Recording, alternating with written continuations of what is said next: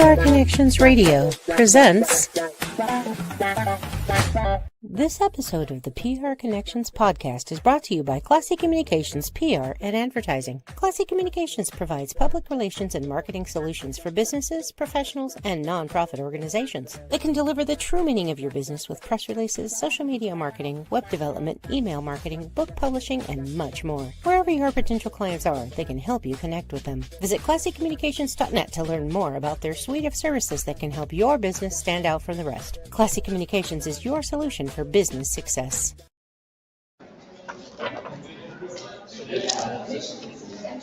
Welcome to PR Connections Radio Podcast Live.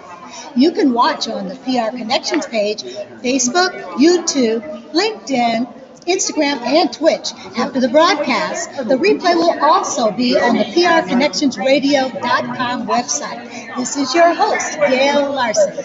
Today's podcast will be a little bit different. We will begin with interviews for a little bit, then we will transition to the speeches and entertainment.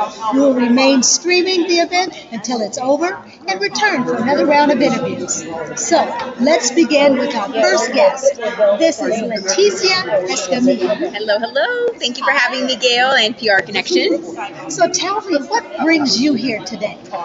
So I was actually invited first by one of the speakers. She sent me a text and was like, hey, I'm doing this event. I would love for you to come. Or if you're interested in actually being a speaker, maybe there's another opening. And I was like, I would love to maybe be a speaker. So I'm actually a speaker. I've been a speaker for the last 3+ years with my business, Mindful in Motion, bringing mindfulness to businesses and corporations and really helping businesses transform their team and going from being overwhelmed, stressed, and frustrated with their projects and overload to learning how to use tools like mindfulness to be able to just take a few moments to pause so they can regain the clarity and the focus and the productivity to continue moving forward in the workplace and outside of the workplace. So as a speaker, and Gail, as you know, anytime we are asked to do something where speaking is involved, where we can share our message, you say yes. Wow. Yeah. Say yes, because stage time. We're both part of Darren's program, and so when I got the opportunity to be a speaker, and being that this event with Joyley, the JQ 60, was around inspiring messages, I was like, okay, let's do it. And then there was the caveat of the challenge to share an inspirational message in just 60 seconds. So I loved the idea of having the challenge on top of it as well. So. Well, Leticia, that's absolutely phenomenal. So since we've had a number of networking events associated with this JQ60, how has that helped you in your business? But networking, what I love about coming together at events like this is there's twofold, right? So there's a number of people as I look out, as people are checking in, that's literally us. I see familiar faces, being able to reconnect with people that I see in the community all the time, but it's also really cool to be able to now connect with new people and meet what other people are doing in our community and how they're making an impact. And so I just love being able to come to events where it has that mix of familiar faces and the new faces. Like yourself, I was like, I know Gail, we've been in the same group, so it's a familiar your face, but also getting to know you better in this opportunity. And this is a very cool way to do it as well. I know. I was just so excited when I saw you because it's like a familiar face that I know. Exactly. So when you think about your 60 seconds, if you could just, not in 60 seconds, but in a few words, what's the key message that you will bring to us today? So one of the things that came to mind was when being asked to do something like this was you only get 60 seconds to share a message with someone or with an audience of people. What message is important? What's been on my heart, or what's on my heart to continue to share?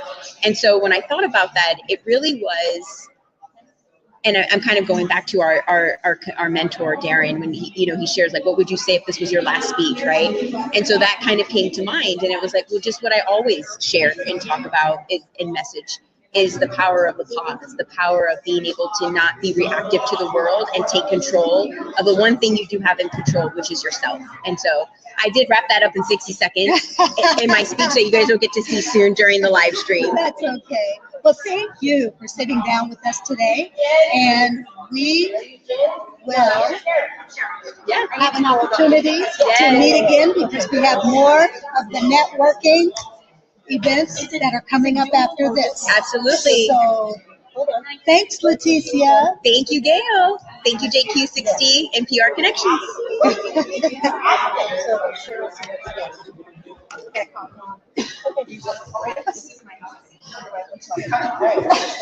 Am I doing this? Or she's, okay. Yes, go ahead. Our next guest is Sheryl Lynn. Do I need to close it in any way? Like, I we were done. She said thank you and thank you. Okay. Dana will tell you what to do. Yeah. How can I help? Well, Gail is your host. She's Oh, going to interview you. got it. She's going to ask you who you are, why you're here. Go for it. Is this live? Yes. Okay. Oh, Is this the camera? Okay. All right, I'm up to so speed. we're Here we still, go. we're Let's still go. live? Oh, Get your stuff together. okay.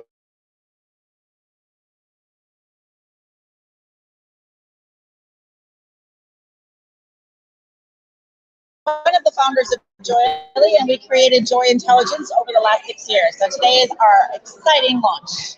Oh, and this place is just buzzing Yes, with it is. excitement. So tell me, what was your inspiration for doing this? So I have a lot of reasons actually, but I think it's evolving over time. The more that I interview people and see people and watch them, how they walk through life, I can feel the need for something else and a new language for our ability to have joy in our lives. So Joyly Ever After is our goal, and we're just teaching people today what joy intelligence even is. This is going to be phenomenal. The excitement, as I said, is just in the air, and everyone is just exuberant with joy. And What's your 60 seconds? Will you do a 60-second I'm not. message? I am not doing a 60 second today. I am so excited because these are 60 influencers, right? And I haven't been here very long in Las Vegas. So one after another, after another, after another, they just all came together so dynamically. And they're all influencers, they're all smart, they all have wisdom, and they're all joy intelligence, as we all are, right? And so when you see these people today, you guys get excited because talk about drops of intelligence that we've never heard before. It's pretty exciting. Well, we're all excited, and I'm going to let you Okay, go so all right. you can get your good I'm going. started. Thank you for opportunity. Thank you, Sheryl Lynn. Well, we have more guests to come right now. And hi, how are you? Good. You look absolutely fantastic. Thank you very And much. Thank you for joining us today at PR Connections Radio. So, introduce yourself to the audience. Hi, my name is Jen T. I'm the owner and founder of Flow Massage Therapy, a medical and sports massage studio. A lot of very, very talented, healing people who work with me. And we do all sorts of different types of massages, but more importantly, we do the massage that you need because everything is custom. There's nothing from column A or column B. Everything is about you, for you, at the moments of time when you come to our studio. Well, that's fantastic. And in terms of your business, what has been most beneficial for you to have been involved in JQ Voices? JQ Voices gives us a different language in order to express ourselves and to bring out things that we feel in our clients, in our clientele. Nothing with a negative spin. Everything that is abundant, positive, and passionate that will promote your own healing from within. Words that maybe you haven't heard in a long time, but guess what? It's about time you heard them. And that is just so powerful because we hear every day about not only healing on the outside, but healing on the inside. Always from within. That is the more lasting way to live your best life. Always from the heart and out. Well, thank you. And I hope you have a fantastic time today. And I am looking forward to hearing your 60 seconds. I look forward to hearing everybody else's also. All right. Thank you for sitting down with us. Thank you. PR Connections Radio. Bye. So you heard it, and we're going to continue to do more interviews. And we have another guest here today. Brian, is that your name? Yes, Brian Why don't Grossman. you introduce yourself to the audience for PR Connections Oh, Radio? we are live streaming, aren't we? We are live Well, hello streaming. everybody. My name is Dr. Brian Grossman. I am a clinical psychologist, but I switched to sales training. And what do? I help you get more sales now. And how do I do that? I'm with Eric Law Firm International. And we have sales systems and we customize it. My expertise with my PhD is helping all of you master the art of divorcing yourself from the outcome. For instance, your first name is? My name is Gail. Gail. Gail. Yes. This is how not to sell. Hi, Gail. I do sales training. Do you want to buy my $5,000 program? You'll have $20,000 by the end of the month. I know. So we know all the pushy people. We sell through getting to know you, empathy, and customizing what you need. So the way it simply works is, hi, Gail, tell me about your business. Oh, wow, would you like help with? Could we schedule a meeting? And then we teach objection handling, but more importantly, handling how do you deal with no, till you get to the yes.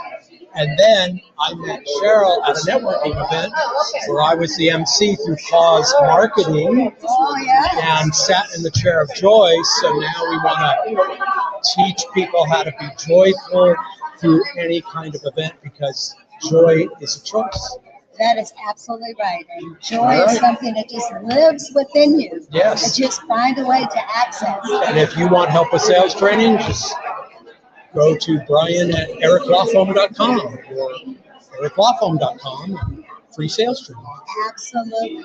Well, I'm excited to hear your message and Thank your you. 60 seconds today. I can't and wait. Thank you for giving us a little preview. Thank you of what's so to much. come. So, And I want to learn about your tech. It's the coolest looking thing I've seen. it really The is. Thank you, microphone. Brian. Well, everybody, have a great day and don't tune out. Oh, absolutely. Well, okay. Welcome to PR Connections Radio Podcast.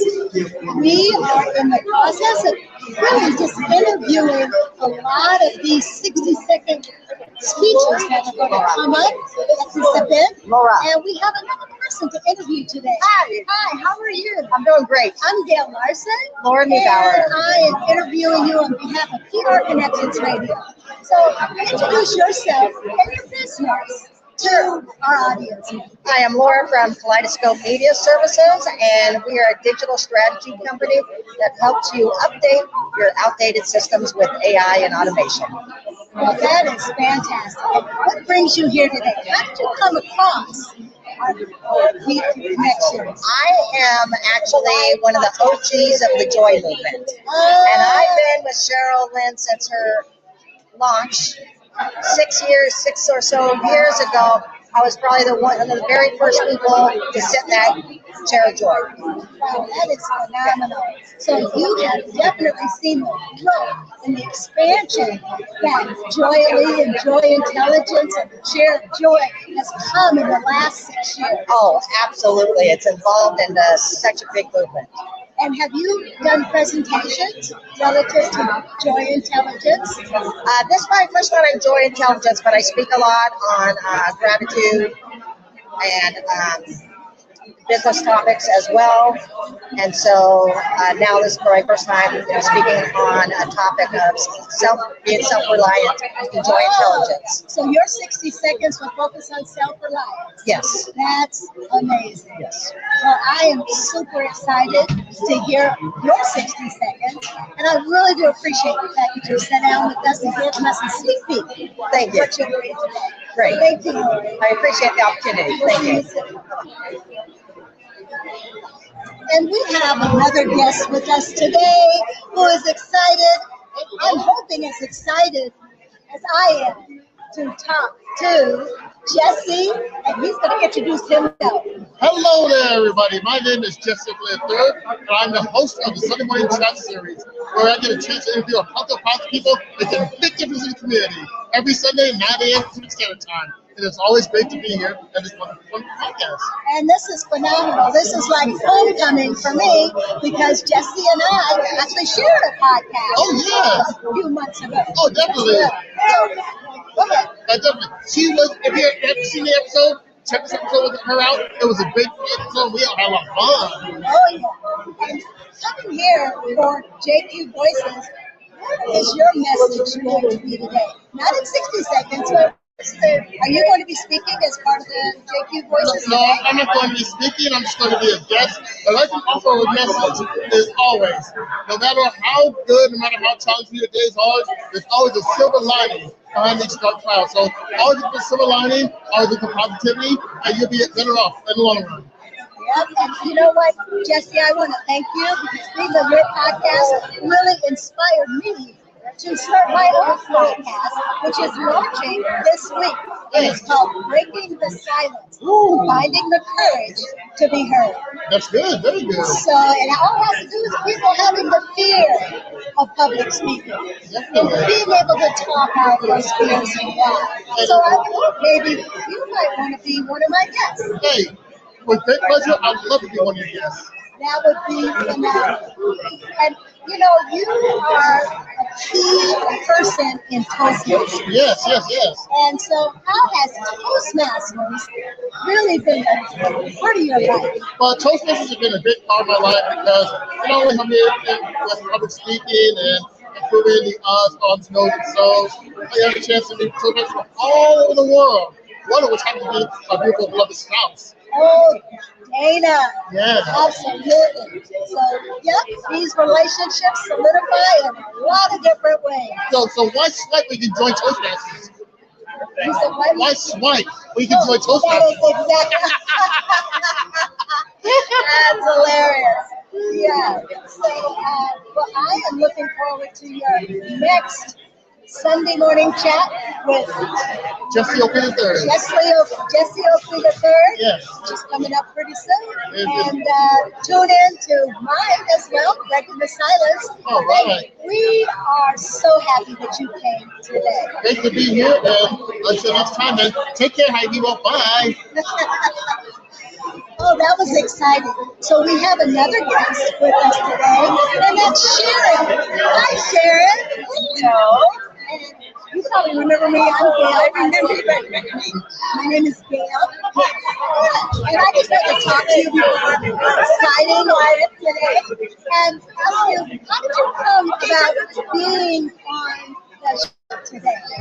You know, Sheryl was at a sport expo that we had with her chair of joy, and I loved the idea. I went over to this woman, we were talking, and we sat down in the chair and we talked, and she asked me what I do, and she said, tell me in 1 minute what you do. So I did, and she said, would you like to speak at my event on the 28th? And I'm looking for speaking gigs all over town. Okay, so here you are. So tell us in 1 minute or less, what do you do? Well, women over 50 hire me because business is failing and they're tired, and I help them to clear the blocks, get back on track, and grow their business back to where they've done. And frankly, within 2 years or less, I guarantee that you'll Wow. Well, there is such a need for that. Because, you know, as women over 50, I'm obviously one of them, it's always nice to know that we have the kind of support that we need, because sometimes you start to feel invisible. And that's the point, is that, you know, I could address the joy and the factor, which is what I'll do today, but they want to make money, so I'm gonna give them both. I'm gonna give them what they need, and I'm gonna give them what they want. That's well, you know, I hope that our paths will continue to cross. Yeah, because we have a lot in common, and what you do is fantastic, and I can benefit from that as well. So thank you so much, Sharon, for sitting down with me today at PR Connections Radio. And we're actually recording something. Yeah, this is live. This is live. Yeah. You're getting Sharon on Plug.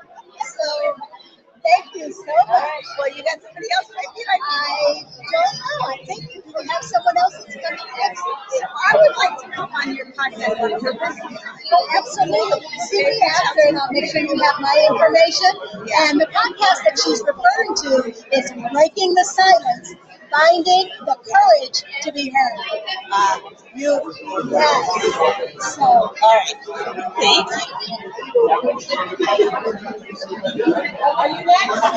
What am I doing? Huh? yes, we are live. Yes, we are live. Is it your come on, sit down.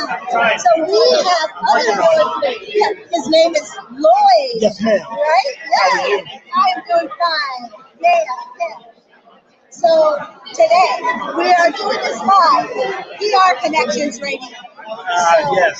Lloyd and I have met before, but Lloyd, introduce yourself to the audience and what your business is. Hello, my name is Lloyd Ringgold. I'm a 26-year vet, Air Force side, if you want to know which one. And my business is called Legal Shield. Legal Shield. Yes, ma'am. Yes, and so on a regular basis, on a daily basis, what kinds of things that do you do that really involve getting your voice heard? So what I try to do on a regular basis, I am a serial networker. I love to go out and meet people. I just find people's stories fascinating. So I try to network Monday through Thursday, and I leave the weekend open for my family. So that's what I try to do. Now that's the first I've ever heard anyone refer to themselves as a serial network. Yeah, I'm not talking about cornflakes either. But it sounds like just the most fun anybody can have Monday through Thursday. Yes, ma'am. Yes, indeed. So how did you come to be on this program? Well, actually, I met Sheryl at a networking event. She told me about this, and I said, hey, I love what's going on. Can I be included? She said, sure, come on by. So that's how I got here. That's phenomenal. See, Sheryl just has a way of bringing people together, and not just for her benefit, but for the benefit of what you do as an organization. And that's really what I love about Miss Sheryl, because as you just said, she's not just looking out for herself. She's trying to bring people together, because I truly believe if you believe in abundance versus scarcity, all of us can work together, all of us can make money, and when we work together, we just go further. That's right. And it's absolutely right. So collaboration and relationships keeps the world going around. Yes, ma'am. Agree with you wholeheartedly. So thank you, Lloyd, for coming by. And we are going to continue with some more interviews. And I look forward to hearing your 60-second speech. Well, thank you so much. It's great to see you again, man. And you See you, man. absolutely. Excuse me. And we're going to continue with our interviews with Heidi. Hi, Heidi. I'm Gail, and we are with PR Connections Radio. And we're just taking a minute to just give a little sneak peek to our speakers today. So, Heidi, tell our audience something about yourself, your business, why you're here today. I raise 4 wonderful children. I have 1 grandchild. I work for Keller Williams VIP here in Las Vegas, and I love my job. What brought me here today was Sheryl Lynn introduced me to it, and I thought I might as well go for it. That's phenomenal. So the fact that you're doing a 1-minute speech, 60 seconds, how did you feel about that in the beginning when she said, you just have to 1 minute? How did you feel about that?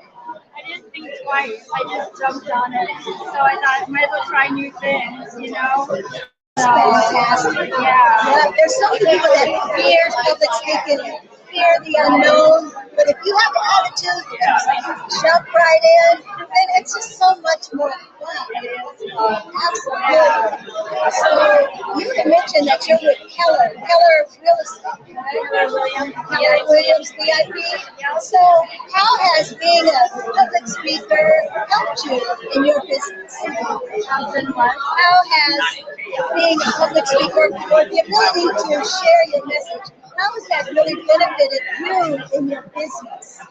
I think that, the more people that see me on stage, I think that draws people in to get to know who you are as a person. That's absolutely right. And it really helps you develop stronger relationships too. Yeah. Well, I'm so glad that you sat down with us today. And I sure am looking forward to hearing your 60 seconds. So, thanks very much. All right, Heidi. So it sounds like everyone, we're winding down right now.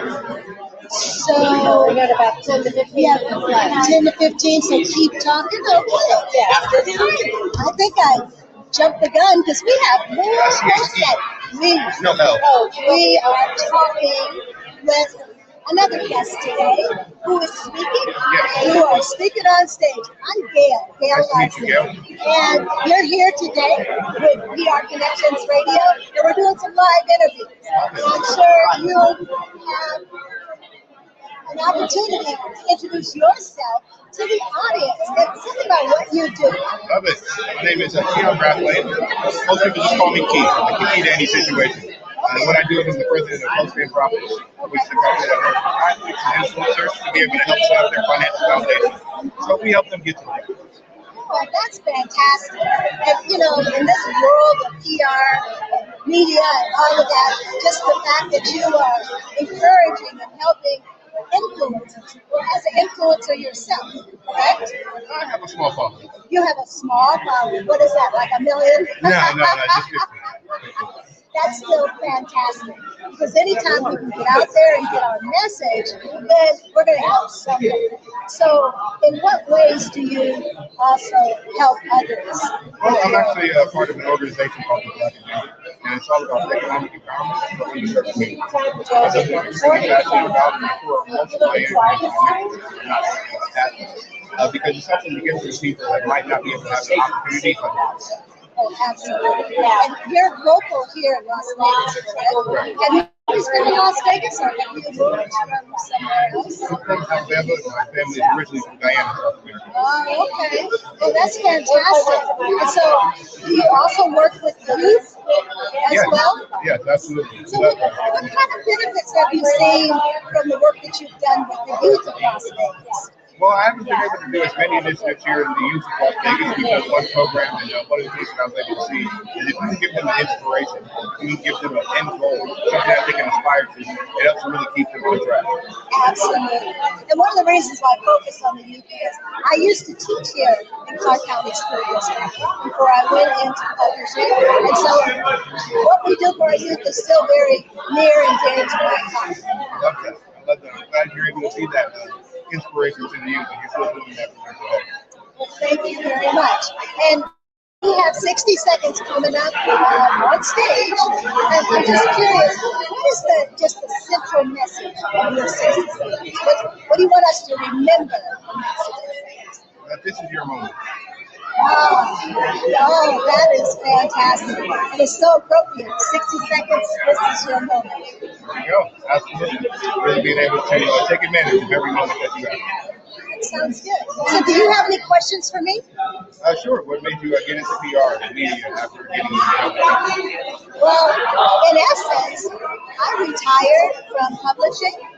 And after retiring, I thought, I want to bring my message out in a variety of ways. And with podcasts and with doing videos on LinkedIn, YouTube, and Facebook, that just gave me a wide audience in which to be able to take my message as well. So, as a matter of fact, I'm starting a podcast that launches on Sunday. It's called Breaking the Silence, Finding the Courage to Be Heard. And so we'll see where that goes. All right, good luck. All right. So do you have any big events that are coming up in your business? We meet every Tuesday at the Dragon Gate Restaurant here in Las Vegas, Dragon Gate Lounge. Black Agenda every Tuesday with great networking opportunities for people to get with like-minded individuals.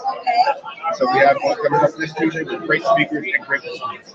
That sounds fantastic.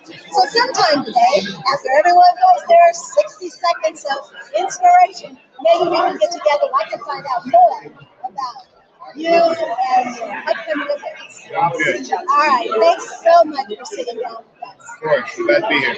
All right, see you soon. Okay, so thank you so much for turning in to PR Connections Radio Podcast Live from the Joyley JQ 60s Voices event today, and we're at the West Charleston Library. And watch more episodes of PR Connections Radio Podcast and our many other podcasts at PR Connections Radio. So stay tuned. Stay tuned for the speeches, the main event. Thanks, Dana. Stay tuned for the speeches and the main event that's coming up almost right away. Stay tuned to PR Connections Radio Podcast Live. And thank you so much for watching. This episode of the PR Connections podcast is brought to you by Classy Communications PR and Advertising. Classy Communications provides public relations and marketing solutions for businesses, professionals, and nonprofit organizations. They can deliver the true meaning of your business with press releases, social media marketing, web development, email marketing, book publishing, and much more. Wherever your potential clients are, they can help you connect with them. Visit classycommunications.net to learn more about their suite of services that can help your business stand out from the rest. Classy Communications is your solution for business success. The Cause Marketing Chamber of Commerce brings businesses and nonprofit organizations together to create synergistic relationships that benefit the community. Join our tribe to network with community and business partners, increase sales, improve fundraising efforts, differentiate your brand, help worthy nonprofits, and more. Become a member today. Visit our website, causemarketingchamber.com, to see how we can help you grow your business or your nonprofit organization. Click on the Join Now button at causemarketingchamber.com. Help us build a world where social responsibility is the new bottom line. This podcast is brought to you by Envision U. Envision U has discovered how to impact spirit, body, and soul with spray technology in just 30 seconds. With Envision U, you can achieve optimal health and start living the life you have always dreamed of. Use the promo code envisinu.com/VernDix to take control of your health naturally. I'd like to introduce you to our dynamic MC and host. John D. Domenico is an Emmy-nominated MC, host, writer, and impressionist. Celebrated for 5 times Best of Las Vegas wins for comedian and impersonator.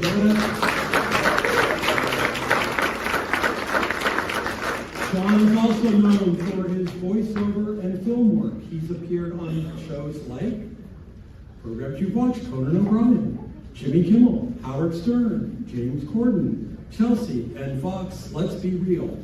As a corporate MC and host, John has collaborated with Fortune 500 companies. Let's welcome his keen insight into our joy, intelligence, culture. Today, welcome Johnny!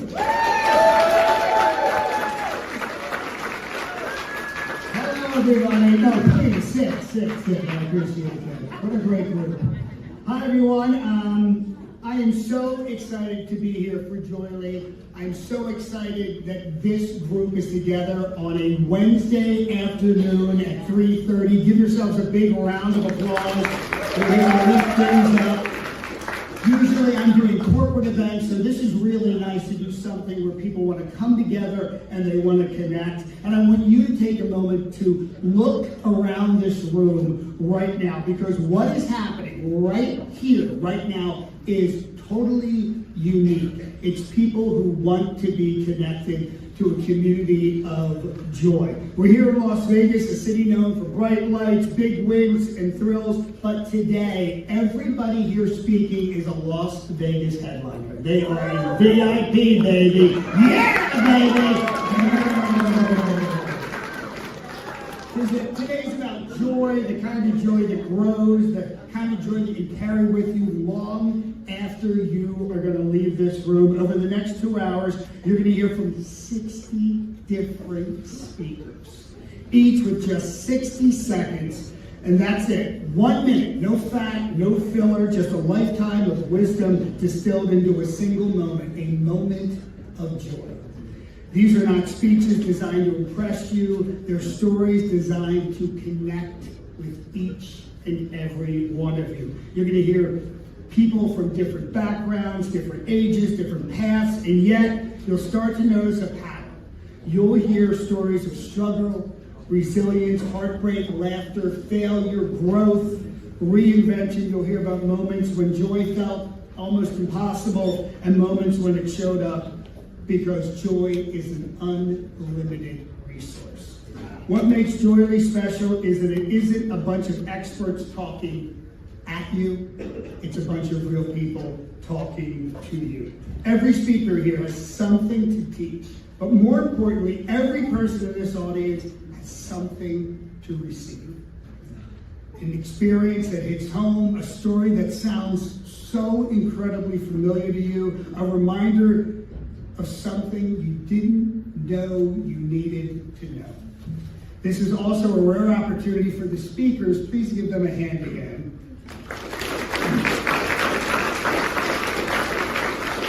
It's 60 seconds for them to be fully seen, fully heard, fully honest. And I can tell you, that takes courage. So right now, I want to amp up the energy, and here's why.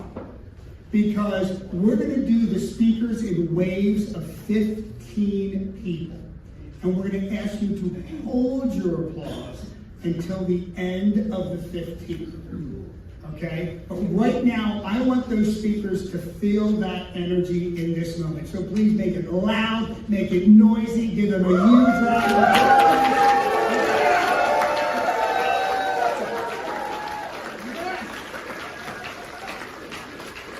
By the end of this afternoon, my hope is simple, that you leave here feeling more connected to the people in this room, from the stories that you hear, and maybe even to yourself.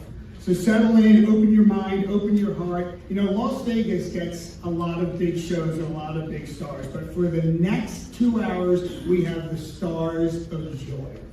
And my joy has been doing impressions and voices. I'm from Philadelphia. I grew up in a row home in Philadelphia, and I was a canned ham when I was 5 years old. I would go out and I would do impressions for my neighbors, and it didn't matter that I had a severe speech impediment. I didn't care. I wanted to get in front of them as a 5-year-old kid and do Ed Sullivan on a Sunday night. They'd all be sitting outside, and I'd be fearless. Now, right here in our shoe, the fabulous Garbacho Brothers and Girl Scout Troop 625 from Brooklyn. Girls, stand up and show us your cookies. And I got so much affirmation, I got so much joy performing for the adults. When I went to first grade, they diagnosed me with a speech impediment. It was pretty severe. I was in speech therapy for 8 years. 2 times a week for 8 years. I was pulled out of class. It was very embarrassing, but I got so much out of it. Sometimes when you're in the middle of something, you don't realize how valuable it really is. Because those speech therapists thought it was interesting when I did the impressions, I didn't have the speech impediment. So they knew it was something physical and something neurological at the same exact time. But what they didn't know was they were teaching me how to do more impressions. Because they taught me about throat placement, nasal placement, jaw placement, and most importantly, tongue placement, because I had a huge tongue. I sounded like Elmer Fudd when I was a kid. But from all that, I reversed engineered every voice I went on to do. And one of my favorite voices to do was Lieutenant Columbo when I was about, I don't know, around 10 years old, because I just love the way Peter Falk did Lieutenant Columbo. Folks, I hate to bother you. I'm a little confused. Oh, one more thing, sir. But one of the voices I've become much more known for is President Trump, I have to tell you. I was very lucky. My joy got me on Conan O'Brien for 5 years. Really incredible. Really incredible. I ended up on Howard Stern for 3 years, ended up on Chelsea, and ended up doing a number of movies because they taught me how to break each voice down. Because now I knew where the nasal placement was, where the jaw placement was, where the tongue placement was, and all those little things you have to do. Maybe do a voice, I have to tell you. And one of the things they had me do all the time was over-enunciate. Over-enunciate. Over-enunciate. It was so perfect, I have to tell you. It's really like the quintessential voice for someone who likes to operate with every part of their vocal abilities. But of course, I love to do, some of my favorite people too is Guy Fieri, baby. Love a piece of taco fish, man. He's got such a great voice too. And then there's Dr. Phil. What were you thinking? Okay, it doesn't matter how flat you make a pancake, it's got two sides. All right? And I love to do Austin Powers, baby. Yeah. Shall we shag now and shag later?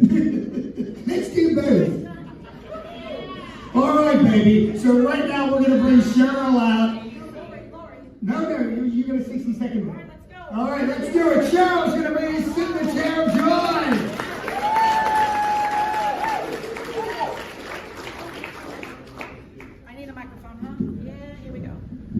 All right, everybody, I just want to do a quick 60 seconds with you. Everyone that's here as a speaker has learned what the Chair of Joy experience is. There's 4 steps: sit, breathe, think, feel. So I'd like to invite you in that today with me. In my hand is a deck of cards. There's 4 stages. You'll learn about that later. But I'm going to close my eyes and pick a card in somewhere in this deck. And I want you to know that that's a tool card. Hold on. Emotions are not right or wrong or good or bad. They just are. The one that I picked was helpless. Not right, not wrong, not good or bad. And on here, there's probably somebody in this room that's feeling helpless, or someone in the world that we know. So I'm going to take us through a helpless chair of joy. Step 1, everybody, if you don't mind coming with me, in 60 seconds, if you could close your eyes, that'd be great. Step 1, sit at a kitchen table, a warm light, and voices all around you. Or in an amphitheater, this works too. Inhale deeply, feeling the presence of those around you who care. No one's judging you. No one's gonna laugh. No one's gonna wonder if you got all the words right. And then picture a hand on your shoulder. So think about someone walking up to you right now and putting a hand on your shoulder. Steady and reassuring. Let your body soften, knowing you don't have to hold everything. And that's the feel part. So if you could just let that energy roll up from your toes all the way to your head and roll your head around all the way in 360. Enjoy the show, everybody. All right, coming to the stage right now is our first VIP, Lori Wu, one of the very first Joyley clients. Lori is here to share her personal journey of how she is now bringing joy, intelligence into her work life. Her story reflects what happens when lived experiences meet emotional awareness. Please welcome Lori Wu.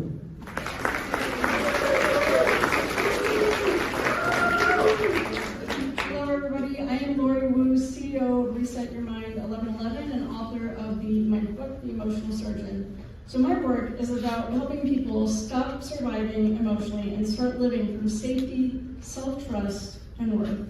I've taught emotional regulation for years, but this experience changed how I relate to my own emotions, because knowledge isn't the same as embodiment.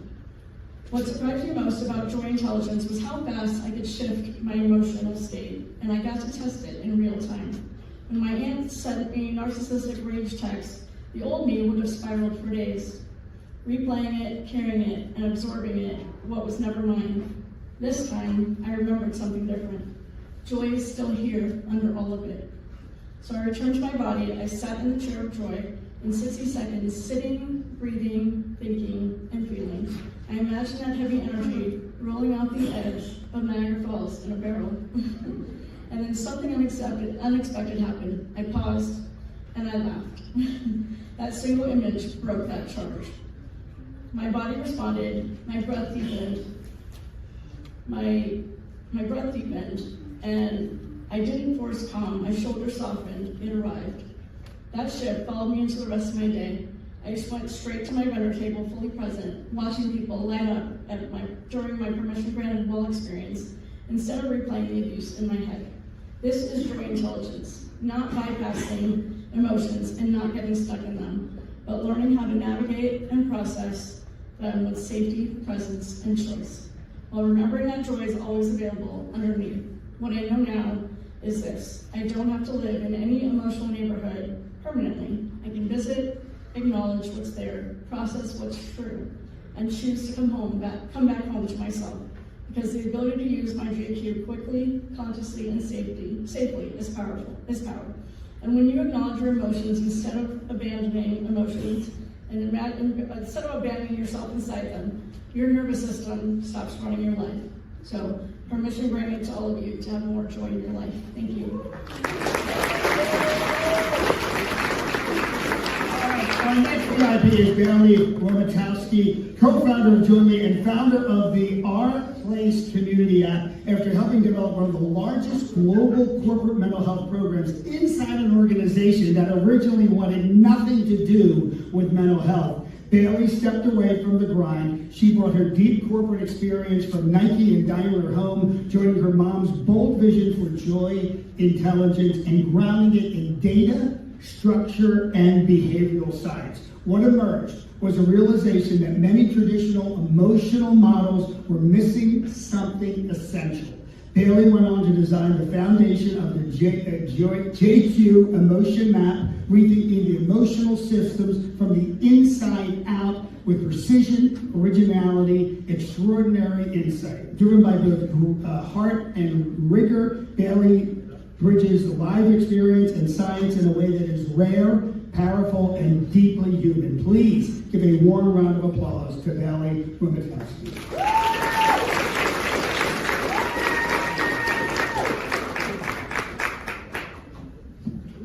All right.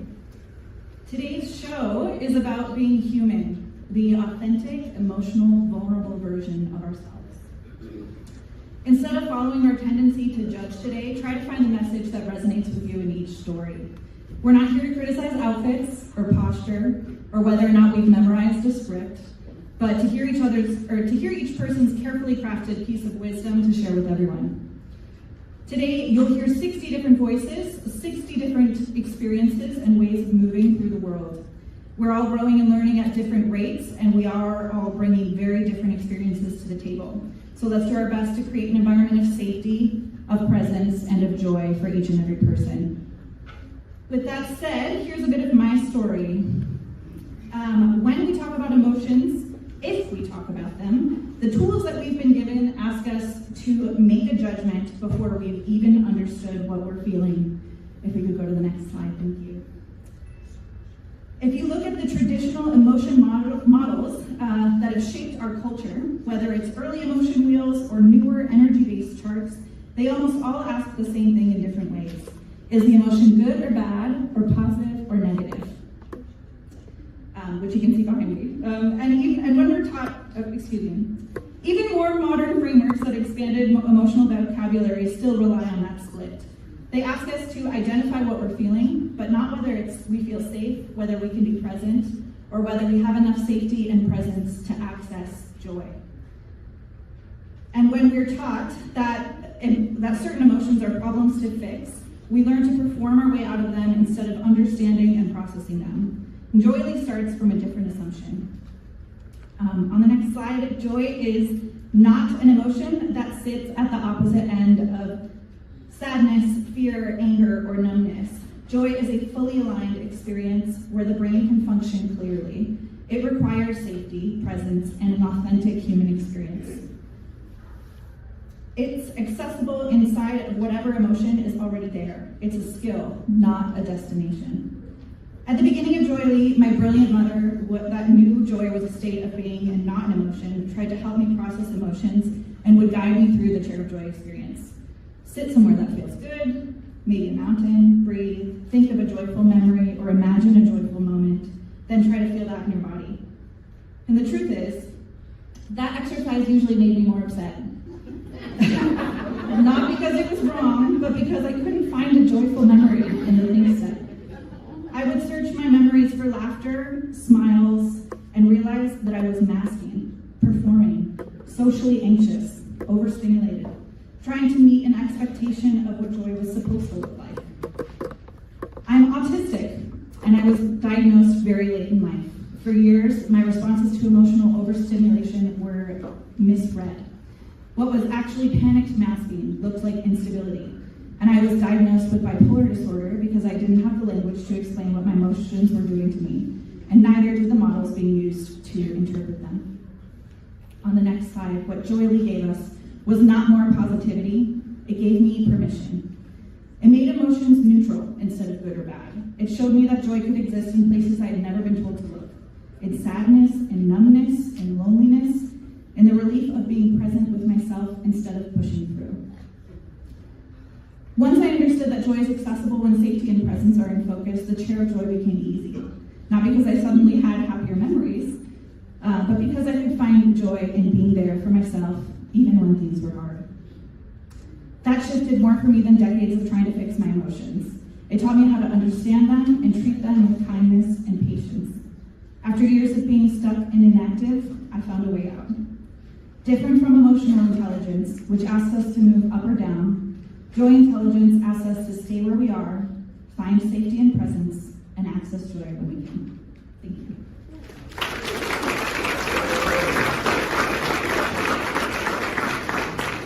All right. Sheryl Lynn is first and foremost a mom of three. Like many of us, she was raised in dysfunction, and deep down, she knew there had to be an easier, more human way to move through life. 6 years ago, quite literally out of her garage in Summerlin, Joyley was born. Sheryl realized that she, and soon many others, needed a better language for emotions and a way to navigate them without getting stuck. She spent years searching for what she thought everyone was seeking, the promise of happily ever after. She studied, she tried it all, she invested in programs, she failed more times than she can count, and eventually she made a simple but powerful realization. There was no existing solution that worked for her. So she let go of the fairy tale, happily ever after.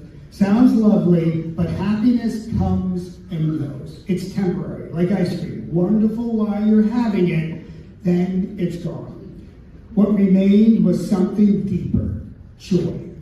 The universal yellow, the state of being now called joy intelligence. She learned that this core life skill would allow us to move through many emotions each day quickly and honestly so we can get on with living.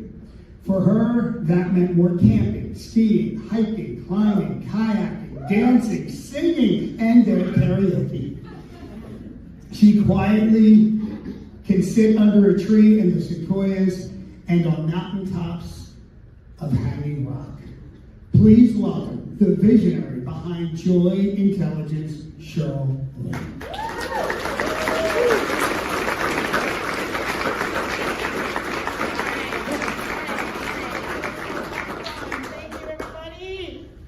Oh my gosh, where's Bailey?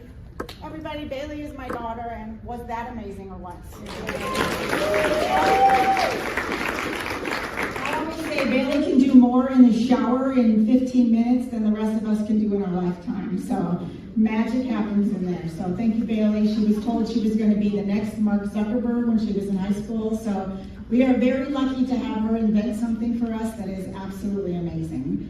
So I'm Sheryl Lynn. I don't think I need to say anything after that. We're running a little bit late, so I'm going to keep my part pretty short. Many of you know me. I feel like a lot of you are my friends already, and some of you we just met for the first time today. But in general, just know that Joy Intelligence is the most incredible thing that has ever happened to us. We actually get to experience our emotions every day, all day long. So we invite all of you to just be on an emotional ride with us today. And as we said a couple of times already, no need to feel good or bad or right or wrong about it. So if we can move this forward just real quick. Here we go. Oh, sorry, Dave. Sorry. I just want to remind everybody that Joy Intelligence is different than EQ and IQ. We already spoke about this, so if we want to learn more, we can take classes. Go to the next slide, please. This is what Lori was talking about. Did Lori do a good job or what? Cindy is going to put this on as a mural in one of her offices when when she's doing behavioral therapy, but let me just explain it really briefly. Over here we have mistwood, which, I can't take this with me, yes. Over here we have mistwood. Can we go back one? Yeah. Over here we have mistwood, which feels dark, sometimes rainy. Maybe we're stuck there and we don't want to move through just yet because we feel really good when it rains out. Then we move over into Rushbrook, which feels very busy. It's like New York City and there's a lot going on and we have decisions and it's talk about decision overload, right, today for me? And this is Reflection neighborhood. So this is where you're like, all right, I think I can sit, most of you are probably here in this one right now. I think I can sit still, maybe hear what they're saying, maybe not. And then there's the clear view over here, which is where I love to spend my time on the top of the mountain. So let me tell you a real quick story. Next, let's just go slide 4, 1, 2, 3, 4. We don't need to, yeah. What I learned over a very short period of time this summer is emotions are not good or bad. So emotions are not good or bad. What? Good or bad. Next one. Emotions are not right or wrong. Emotions are not what? Right or wrong. Next one. Emotions are not up or down. Emotions are not up or down. So remember those cards I had on here before? They all weigh the same. There's 80 of them in there. And every single one of them has the ability to be in your life every day, all day long. We get to be on this emotional neighborhood all day long. Does that feel good? Like, is there some permission in that for you? Like she said, permission granted to feel all the emotions. So that's it. I want to just let you know that the most amazing people are here and we're a little bit behind. So I'm going to give it back to you, John. And I can't wait to sit in the audience and hear all the things. Great, here we go. Thank you. We're going to get moving. All right. I want to welcome everyone who's here, but I also want to make sure we welcome our speakers, your influencers. We admire your insight, your courage, your humanity. Thank you for being brave to step on this stage when you may not have known what you originally signed up for. Now you know. Your trust gives us room to learn and be in a growth mindset. Once again, I just want to say for everyone, we need you to hold your applause until the end of the first wave. Is the first wave ready? Let's get the first wave in place. Here they come. Feel the energy, the movement. Yes!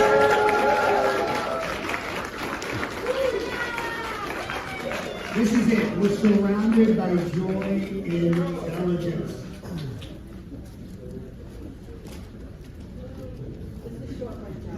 All right. Are you ready? Here we go. Here comes the first wave.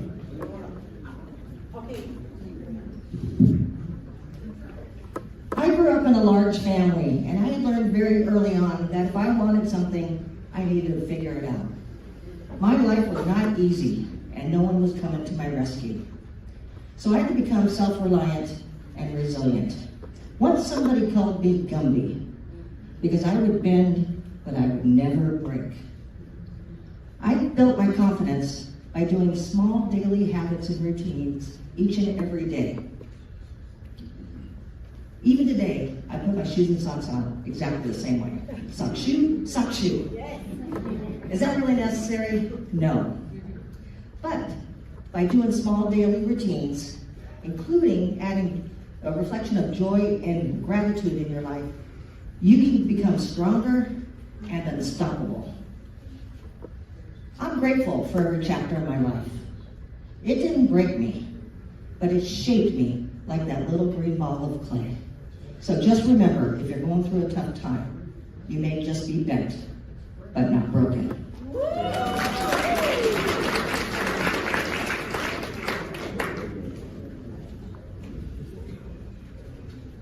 Authority does not make you a leader.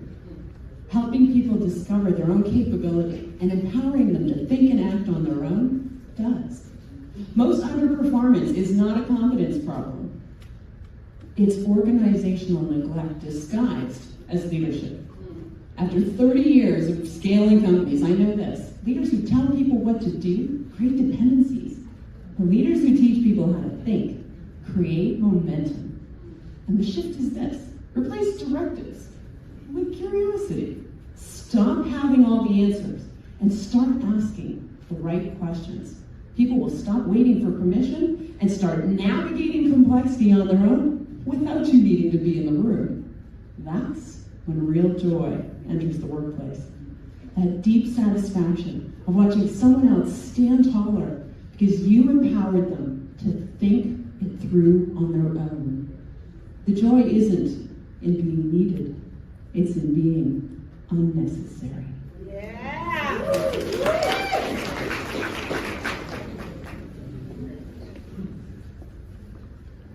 The core focus of innovation is productivity. And oftentimes, joy takes a back seat to that. We emphasize investing too much in the project, into the team, into our work, and we see joy as a mirage on the horizon. As leaders, it's our responsibility to ensure that joy is at the forefront of the work that we do. Oftentimes, if you're a true leader, not just in a management position, but if you are really leading your team towards innovation, towards real creativity, towards a sense of accomplishment, joy can be at the core of what we do, and not just take a back seat.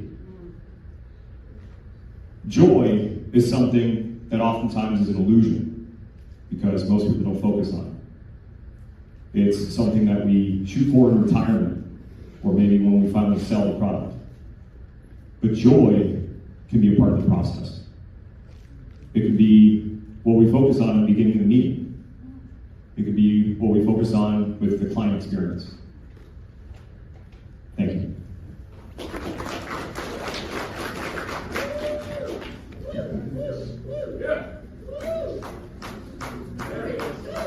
I'm a professional fighter, and I've shared the ring with some of the biggest fighters, from names like Floyd Mayweather and Pacquiao.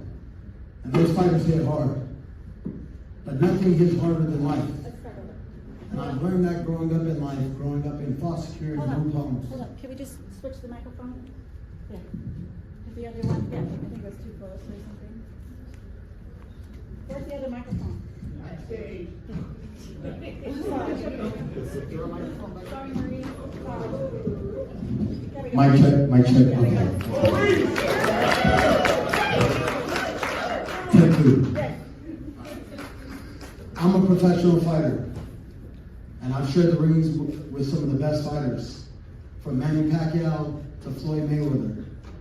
And those fighters hit hard, but nothing hits harder than life.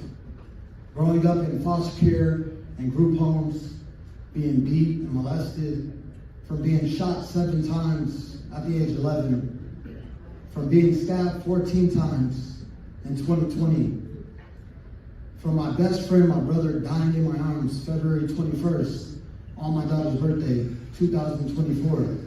Nothing hits harder than life. I was told to make this 60-second speech my truth, and my truth is this. Nothing hits harder than life, but true love. And that true love I found in my Savior, my Lord, Jesus Christ. My name is Maurice Victorious Lee, and I'm a fighter.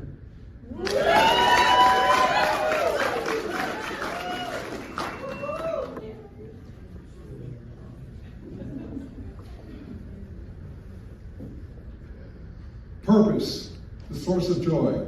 Imagine for a moment the impact on our country if every person began each day with a single primary objective for life.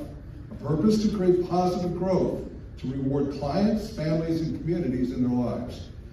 As a business coach, I've learned that joy doesn't come from what we achieve, it comes from why we achieve it. When purpose is clear, work becomes meaningful. Effort becomes contribution, and contribution is where joy lives. When we are aligned with purpose, we stop asking, what do I get? And start asking, who do I serve and how do I help them grow? When we focus on creating positive impact for others, joy shows up naturally. Purpose gives us resilience, clarity, and peace. Joy then is intentional. As we search for more joy, commit to purpose.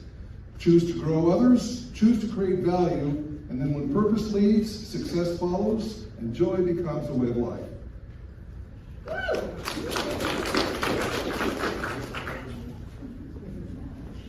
I get to introduce people to each other all the time. We are all searching for commonality, a connection, a little kindness, and perhaps a new client. And it's okay to say that. What we really should be looking for is a new friend. Know, like, and trust are very simple words. Yet, do we keep them in the forefront of our mind when we first meet someone? Imagine how well you'll be perceived if you're laser focused on a total stranger. Ask them about themselves, their company, their aspirations, both short-term and long-term. In a few minutes, you should be able to think of someone they need to meet. Beyond a business connection, it might be that they have kids in sports, they are dog lovers, they love wine, or perhaps Pepsi, or root for the same sports team. The next time you're at a networking event, look for a person who's new or who appears uncomfortable. Give them your most sincere smile, a handshake, a simple hello, and ask them a question. Really listen to what they're saying. It may be the start of a beautiful relationship, and that's my definition of joy.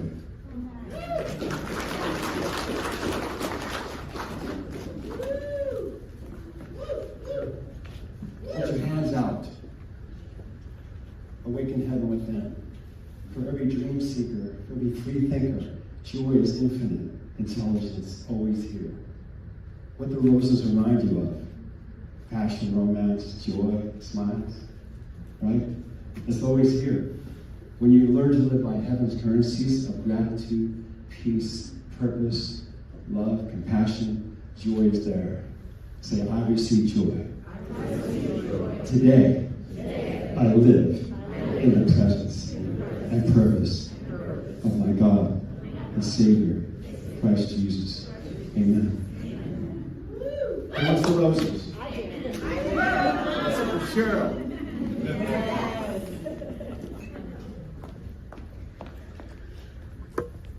I believe we are here to love one another the way the sun loves the earth. I knew that when I was a little child. So what happens when you take something the size of the sun and you shrink it down to a speck of dirt? In outer space, that's how you make a black hole. In a little child, this moment is invisible. It can last a lifetime and go completely unnoticed, even if that little child is you. Now, I feel safe. For the first time, I feel safe in my body to be present with all of my beautiful emotions. And for the very first time, I feel free to discover love the size of the sun for myself. That's joy intelligence, and it changes everything. Thank you.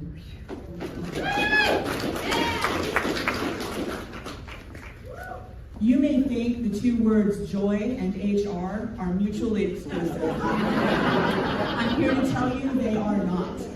I have seen what happens when people feel safe at work. Employees feel seen. Leaders gain clarity. Decisions get made because emotions are navigated instead of ignored. You see, HR is not a person. HR is a presence. HR walks through chaos and brings peace and clarity. HR speaks truth to power when power covers its ears. An organization grounded in compliance cares, and that commitment echoes throughout the entire company, making it an exceptional place to work.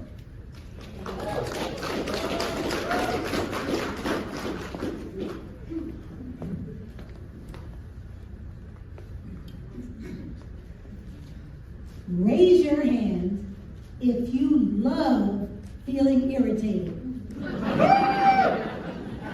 Nobody will. Me neither. And neither do oysters. Now, oysters form these pearls as a result of an irritant that is invading its shell. And that is the reason why pearls represent resilience, and transformation. Now, what irritates you the most? For me, it's change, because change makes us full of fear. Fear of failure, fear of the unknown, of loss, and even loving again. So how do we get over those fears? By embracing change, embracing those fears. So if you embrace those opportunities, then failure leads to new learning. The unknown leads to new discoveries.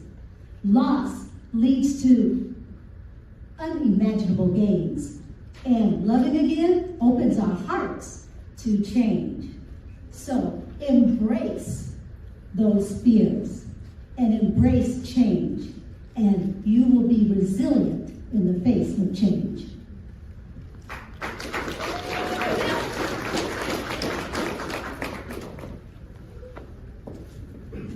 Early in my career, I didn't know boundaries were even a thing. I thought exhaustion meant I was doing it right. So, when stress showed up, I just worked harder. I said yes more, and I ignored the warning signs. Most people don't realize they need boundaries until they're overwhelmed, resentful, and burned out. The feelings come well before the awareness. But what if no one taught us how to set them? We have to learn ourselves. We have to pause, think, and then we have to set the boundary. When you do this, boundaries are not selfish. They're the way that we create a life worth living and protect our energy. You have the right and the responsibility to set boundaries. And when you do, life gets lighter.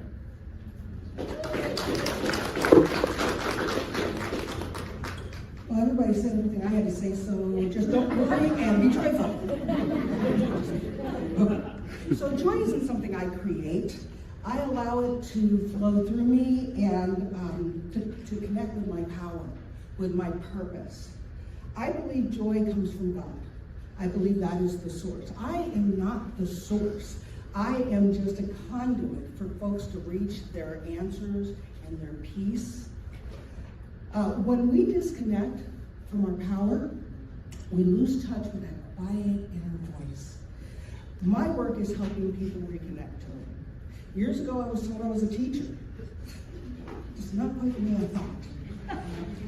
It was true. But teaching, I learned, is not about solutions. It's about helping others to recognize what their truth and embrace that. Because when something is true for you, it resonates. I've walked people through trauma, depression, hopelessness, helplessness, anxiety, addiction, because I've lived all of them. And here's what I learned. Emotions aren't good or bad.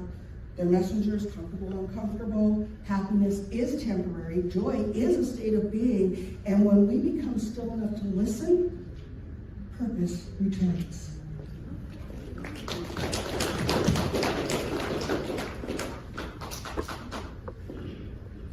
In a world that feels often loud and unpredictable, joy can seem like something we have to chase. But the truth is, joy isn't hiding from us. It shows up in the small, ordinary moments we sometimes rush past, like the first breath we take in the morning, or the sunlight slipping through the blinds, the unexpected kindness of a stranger, or the laughter that breaks through even on a heavy day. Chaos may surround us, but it doesn't need to define us. When we slow down enough to notice what's still good, what is still steady, we create space for joy to grow. It's not about ignoring the hard things. It's about remembering that beauty and chaos can exist at the same time. And when we choose to look for the good, even if briefly, we we remind ourselves that hope is still alive, that we are still capable of feeling lightness, and that joy is not a luxury, it's a lifetime.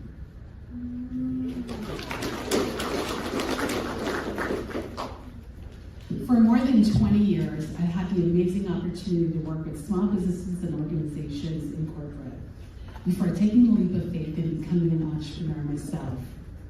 Being an entrepreneur can be a lonely journey. It's exciting, stressful, and just like a roller coaster ride, exhilarating all at the same time. I wear many hats, and for the past 6.5 years, I've helped business owners move from their ideas to launch, from confusion to clarity, and from the impossible to possible. In my role as a business advisor, I'm a consultant one day, I could be a business therapist the next. My role is helping these businesses take their bold visions into reality, and that's what brings me joy. We're in a world where AI is all over the place, but entrepreneurship and connections go hand in hand. AI can never replace human connection.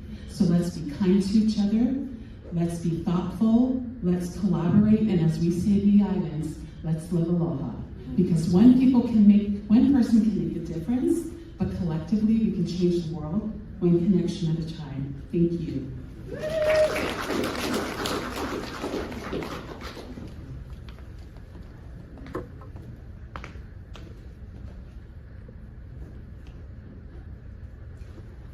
Hi.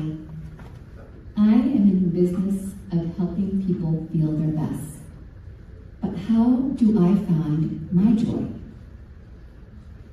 My chair of joy can be found in the water edges of Newport and Laguna Beach. These are the places where I slow down. And I feel what I'm bringing at that very moment.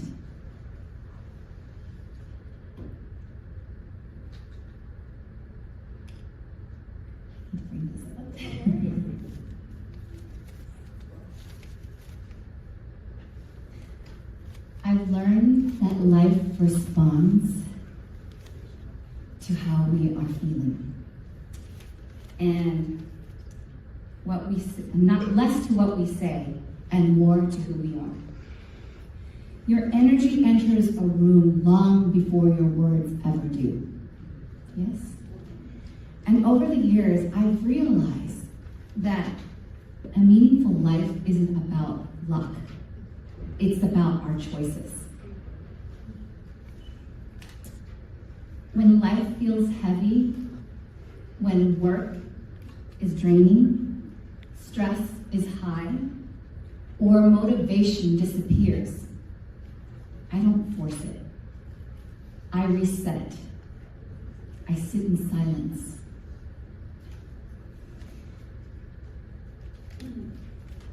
I breathe deeply. I walk with a friend, and I consciously release what does not belong to me.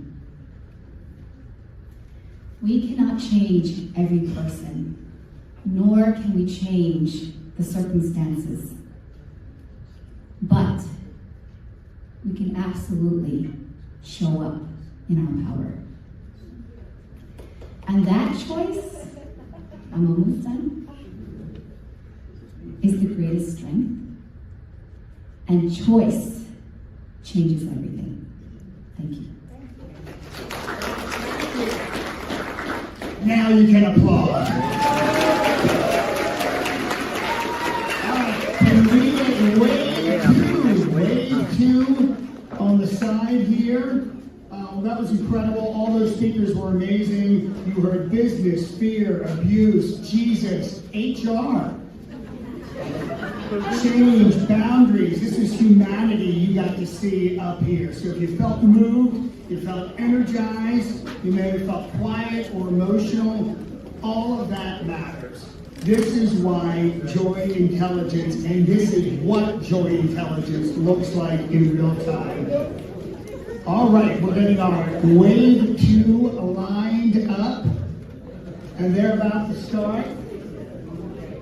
And if I can get our first Wave 2 speaker out here right now. Good afternoon. I want to talk a little bit about leadership, and for me it's a commitment to integrity and a relentless pursuit to see others flourish.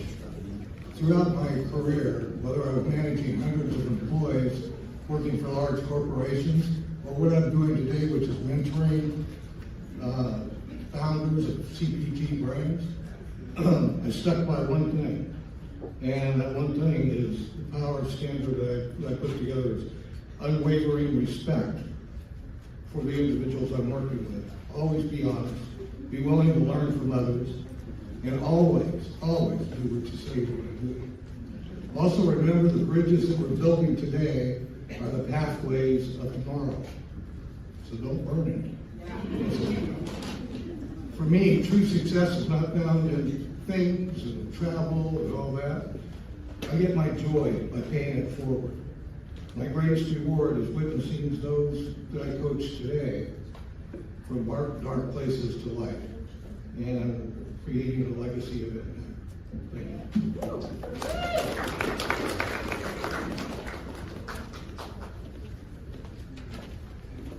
you. I meet people exactly where they are and provide them exactly what they need. I'm the founder of a grassroots, no red tape, boots on the ground nonprofit located here in Las Vegas. Over the past 5 years, our mission has been simple: help people quietly. We provide clothing, food, toys, hygiene bags, as well as feed the homeless. In the past 60 days, we've been able to help over 600 families in the Las Vegas area.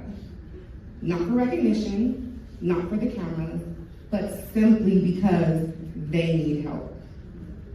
Helping people is my joy. It is my calling. It's the reason why I started my business, to fund this mission. If you want to witness a miracle today, then be that miracle for someone else. We are divine beings giving back to humanity, one miracle at a time.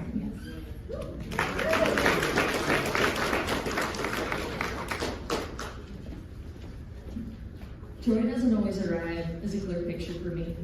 Sometimes it's motion, snowboarding down a mountain, snow flipping up around me.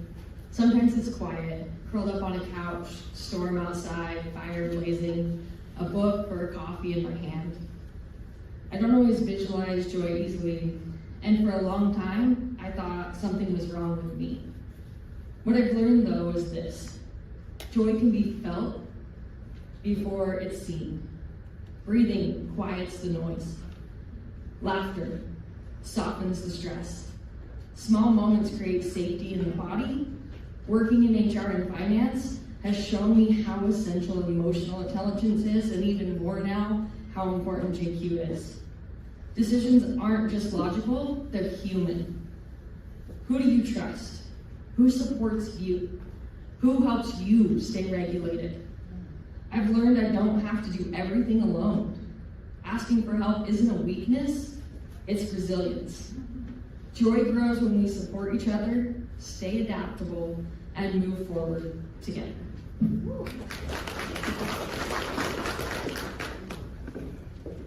As a foster child and a person that grew up in the system, joy shows up for me in small ways. On a tiny couch, on the beach, when I wear red lipstick. Sometimes when an audience sings back in the silence. Music is how I feel energy and how I connect with the world. Through my original songs, I write about different experiences in hopes to help the kids for my Warrior Heart Foundation for the Las Vegas foster children. I've lived openly and been judged for it, for what I look like, for what I wear, for giving people hugs when they don't know me, because I'm just a warm soul. I live as an open book, no judgment, authentic. I choose gratitude and presence. I pray. I like to sing every day. I show up because listening can save a life. This is me, an artist, And as we move through life, you know what? We should do a little bit of baila, baila, baila conmigo, dance the night away. Dance like no one's watching. Love y'all.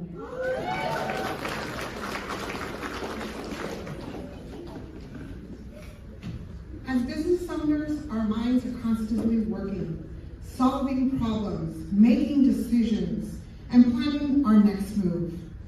That constant mental activity can lead to stress, burnout, and a sense of always being on. How many of you have felt that, right? Meditation offers a simple yet powerful way to calm and reset your mind. Just a few minutes of intentional breathing and stillness can help flow racing thoughts, reduce stress, and improve focus. It doesn't require hours of time. It doesn't require a special temple. It requires just a simple place for you to willingly pause. When the mind is calm, when clarity comes in, it improves your decisions, it becomes more intentional, and leadership feels more grounded. When I sat on the chair of joy, it took me back. She asked me, think of the most joyful time. And I remember I was on a trip to El Paso, Texas, and I was working out at a beautiful gym at the hotel. The piece after the workout, I sat on the floor. The window was a big giant window, and I was watching the sunrise come over the Franklin Mountains. That was a joyful feeling. Meditation isn't stepping away from your business. It is a strengthening the mindset that can help your business thrive. Thank you.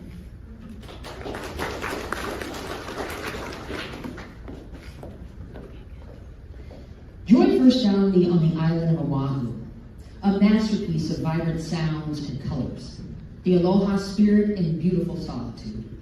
Like an island, beauty exists independently, formed by its own becoming.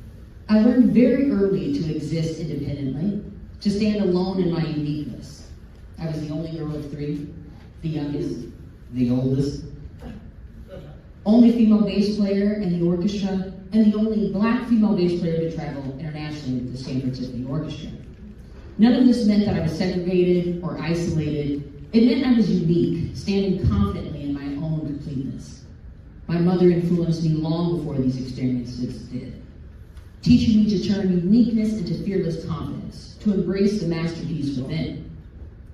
As I watch my daughter discovering the beauty and the confidence within herself, I remind her when times are hard to find a place within, she feels most seen.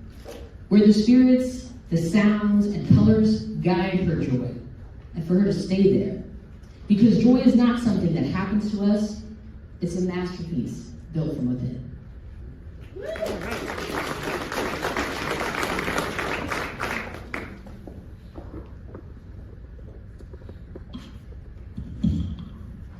If I don't look up, I apologize, but I believe my message is more important than my face right now. In 2004, between 2004 and 2006, I was at war. I didn't trust nobody. Life was survival.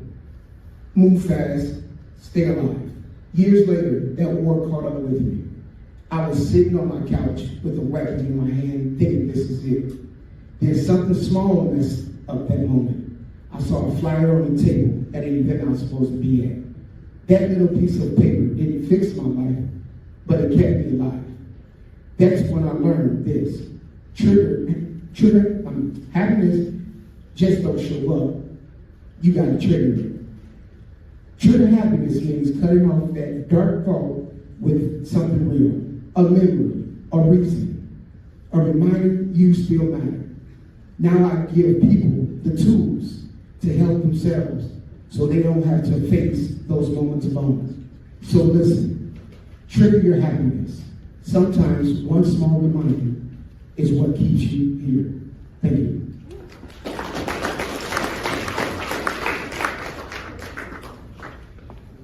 Who in this room has used the word busy to describe yourself when somebody asks, how are you doing? Raise your hand. Be honest with yourself. All right, here's the thing. You were taught for so many years to stay productive, to push, to do the things to hold the world together. And while this is happening, you also learned that if you slow down, you fall behind. So what do? You stay busy. And the brain is signaling that there is danger, right? There's all these things going on. So while your brain is trying to protect you, which is your brain's main job, what do? You keep scrolling, you keep staying busier, right? You overschedule, you do the things, you continue to say yes. So the magic happens when you finally reconnect with yourself and you notice that there is no more joy inside of you. Why? Because your joy checked out. So at that point, when you're able to reconnect with what really matters to you, with your purpose, with your values, you stop chasing joy and you start feeling it.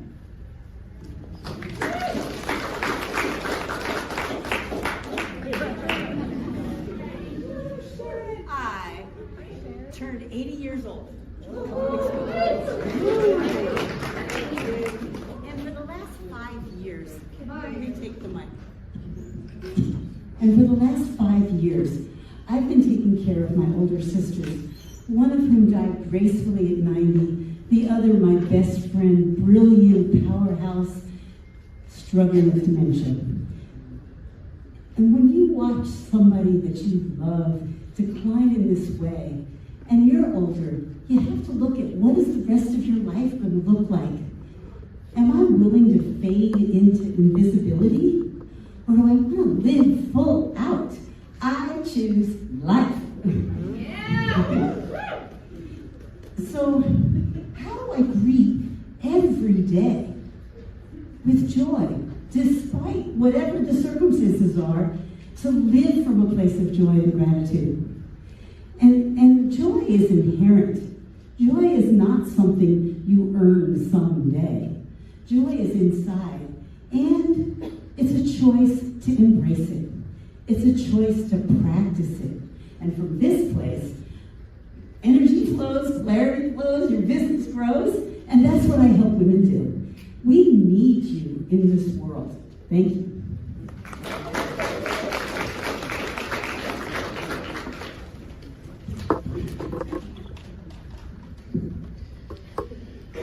There was a time when I had given up all hope and thought I was lost to the world. My addiction took everything from me, my home, my safety, my sense of self-worth. And after years of homelessness, I found myself beaten and left for dead on the train tracks. But I survived when I shouldn't have. That moment didn't fix my life, but it gave me a chance to choose it. Recovery came through connection, a scholarship, someone who believed that I mattered, reached out. That belief led me to shine a light where for over the past 7 years, I've helped build an organization and watched hundreds of my friends, people just like me, move from crisis to stability, not through quick fixes, but through continuity of care. I work daily with those still in the fight, helping build systems that track real outcomes, human lives rebuilt. For me, joy didn't arrive all at once. It grew initially from pain, but blossomed into purpose, accountability, and knowing this truth. No one is ever too far gone to come back.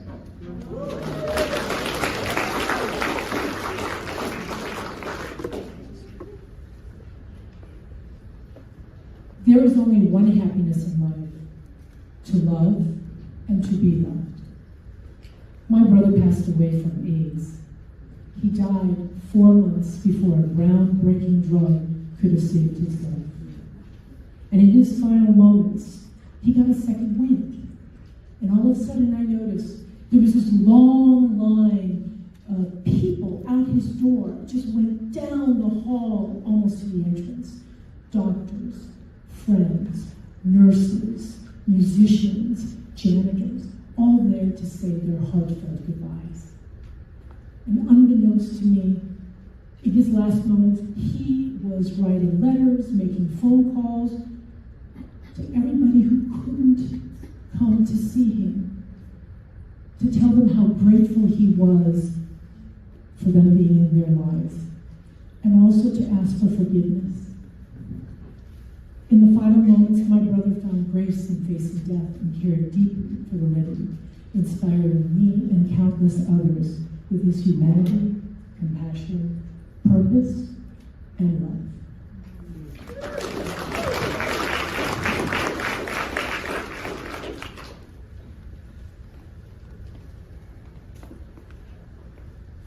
Turn what? I'm a military guy. I was in the military for 26 years, and something that the military taught me are the 5 Ps. What does that stand for? Prior planning prevents poor performance. We can see this in all aspects of life, whether that be in sports, where we have the NFC champions, the Seahawks, or maybe a project manager who's going ahead and running a project under budget and on time. So my question to you is, what do they have in common? Well, that's planning and execution. So what do you do when challenges hit you? Well, I would suggest to you that you need to go ahead and have a team. But you're saying, well, what type of challenges? What if you got a traffic ticket? You know that your choices are to go ahead and either pay the ticket, go to court, or go to the team building and take a class. I don't know about you, I don't have time for that stuff. And I definitely don't want stress. So to get a team. The team could be a person who will go ahead and take care of the issue for you. The team could be a law firm right there in retention. The team could be somebody that has 18 years of experience. So here's the deal. I'm your 5P expert. Let me help you so that we can go ahead and take care of the issues so there are no tissues. Thank you so much.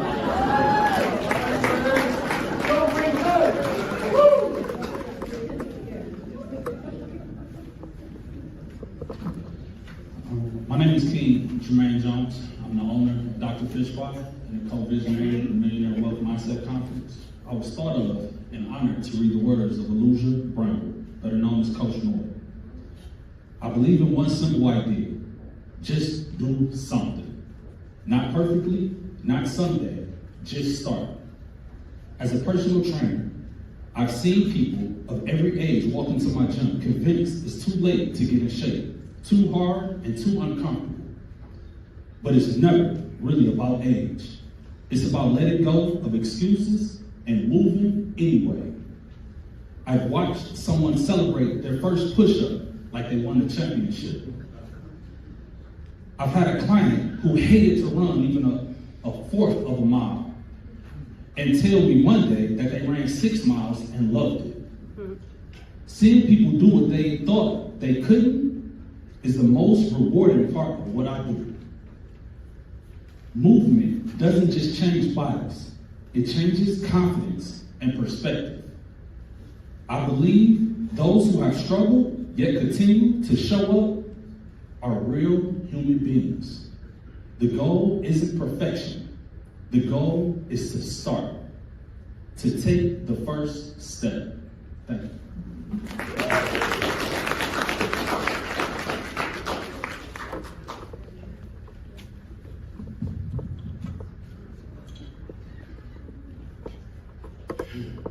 The mind of man can dream and bring itself to believe it can achieve. That's one of my favorite quotes from the famous book, Think and Grow Rich, and it relates a lot to one of the things that brings me a tremendous amount of joy in life, and that is expressing my imagination as an entrepreneur. When I'm working on things related to business, I like to get myself into the state of mind of a child, looking at the endless possibilities of what I can do to make something happen out of thin air without having very much other than my pure imaginative faculties to move me along as I progress within the state of the business that I'm working on. I encourage you all to utilize tools such as the visualization that we did earlier today. When you're thinking about different aspects of your business, imagine, dream, and you will absolutely achieve the things that you want to within your business and within your life. Dream, dream, dream, and imagine.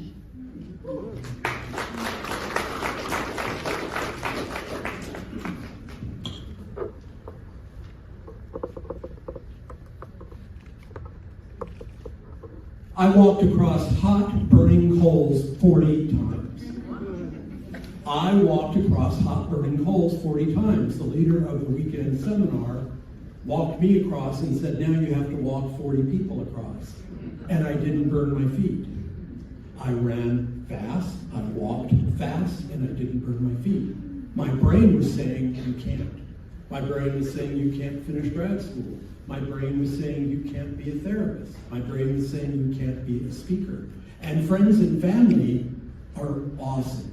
They say, no, you're right, you can't. You should run your dad's cleaning embroidery factory. Everyone in the room, every human can choose their emotional response. So I learned the secret of mastery, emotional mastery. You can choose not to respond as expected to negativity, frustration, and everything else. When you choose your emotion, when you choose your response, you're happier, healthier, better business, better profits, better relationships. Thank you very much. Let's hear it for the second wave.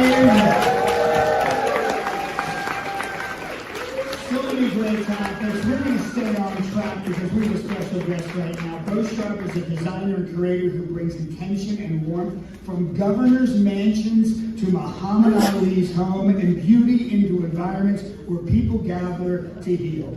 Bo is a master communicator through art, but also in how she shows up. And you'll see what I mean momentarily. She brings people together so they know they matter. When Bo's present, everyone is a VIP, a very important person, and she makes sure you know it. Ladies and gentlemen, please welcome Bo Sharp.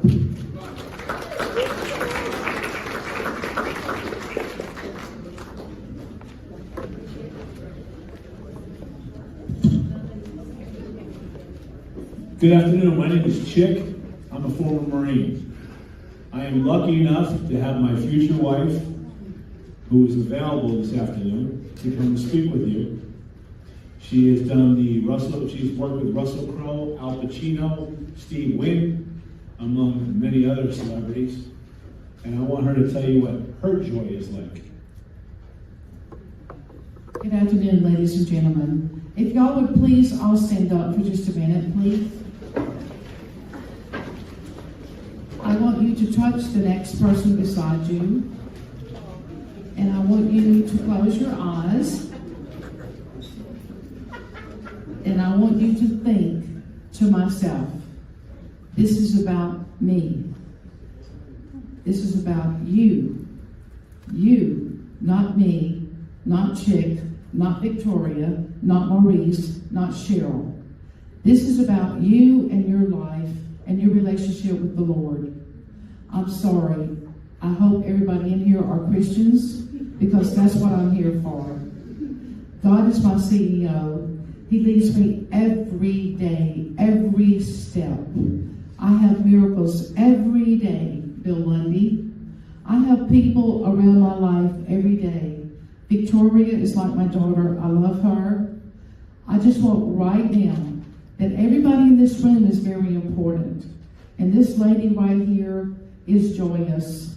Cheryl, I can never praise God enough, and I feel honored to be in your presence and what you're doing. But the most important thing right now is I want you to think about what you could do for someone else. It's not about just our success. It's about helping people to be successful. Maurice is out there fighting because he knows he's a winner. He's going to win this fight. But the most important thing he's going to do is take that money and help somebody else with it. Today I mentioned about a car. He says, Mama Bo, I don't want a car. I want to build a church. I want to help people.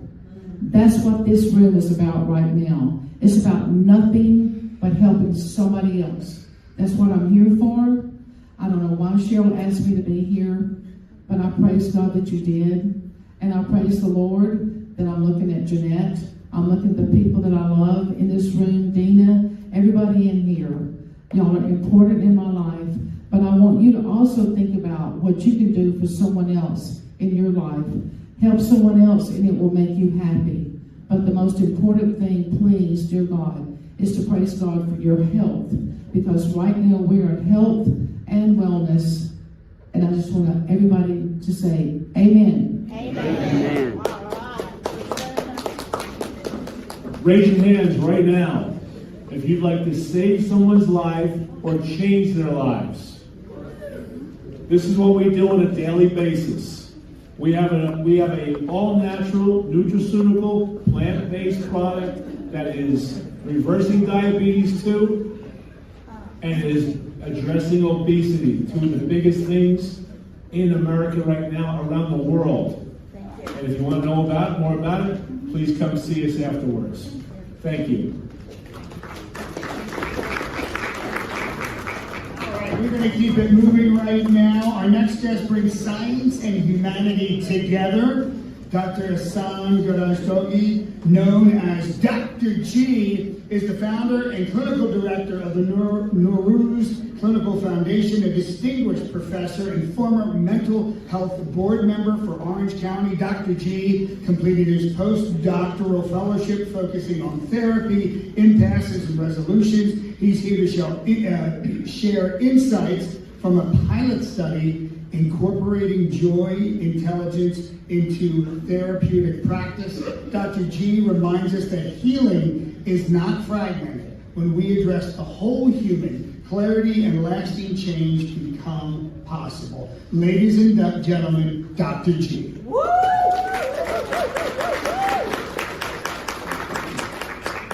Thank you very much.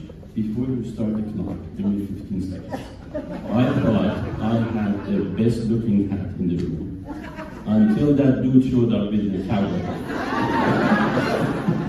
So you be the judge, but there are a few other people who have fedoras.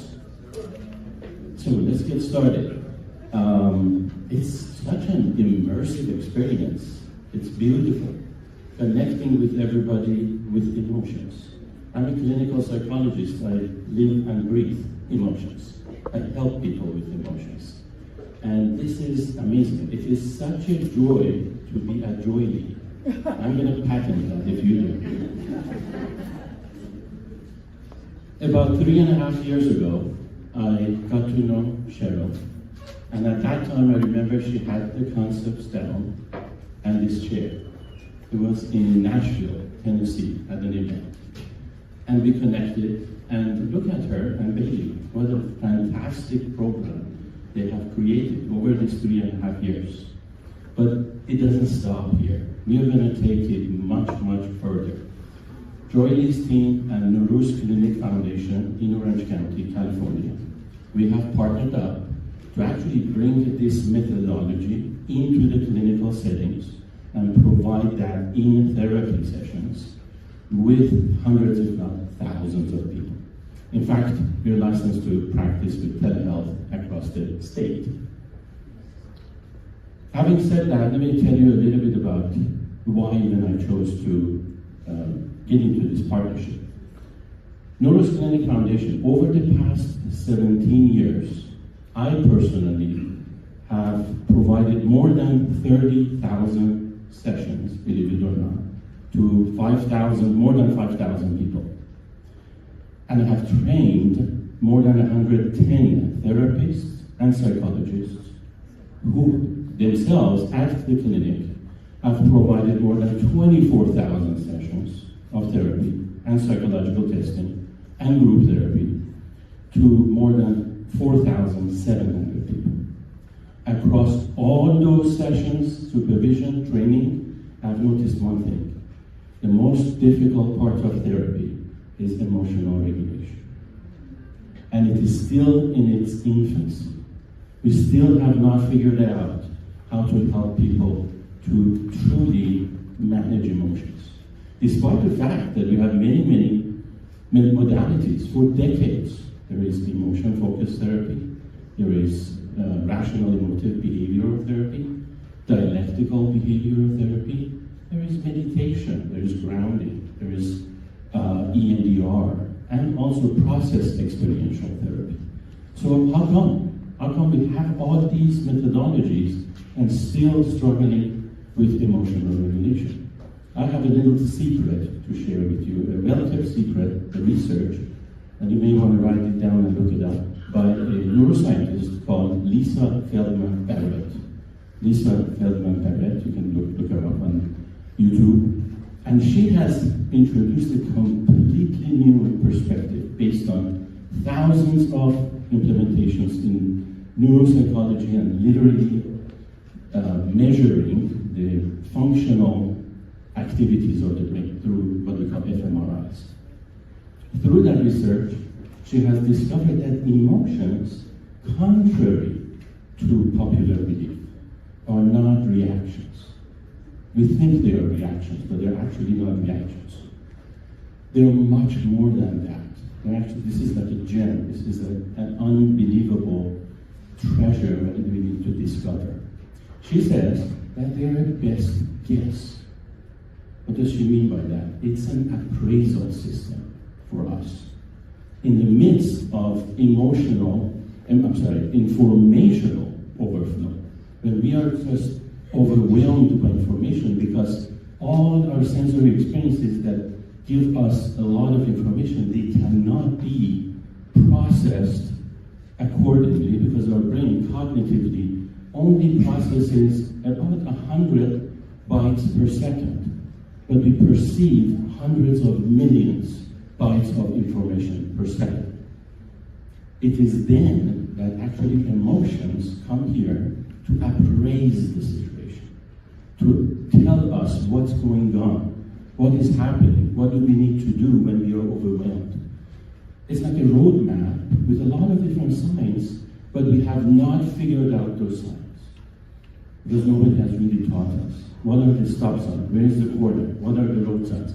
What are the traffic lights? We still have not figured it out.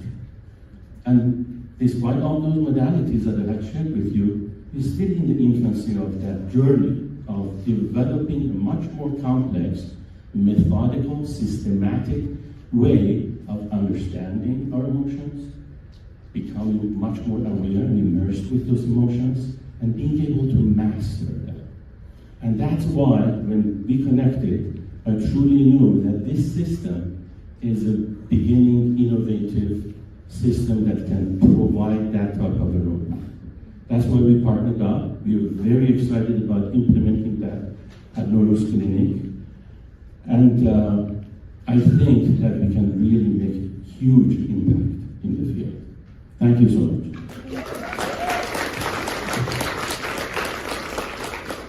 Thank you, Dr. G. Keep it going for the good doctor. We're moving on to wave 3. If I can have all my wave 3 speakers lined up and ready to go. I know everyone is excited for each and every group. We want to thank all of our audience for being here to participate. Give some energy, make some noise right now. Stay focused. Once again, hold your applause until the end of this wave, and we're going to have our first speaker out here right now.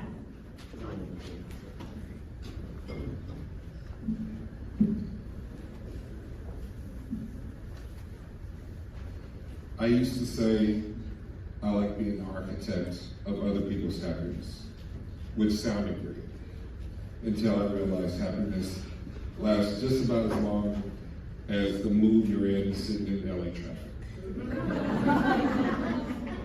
And honestly, it's not about, it's not our job to make people happy. What I've always been drawn to is something deeper, building joy, peace of mind, and a sense of safety. Helping people breathe again. That's what pulled me into mental health.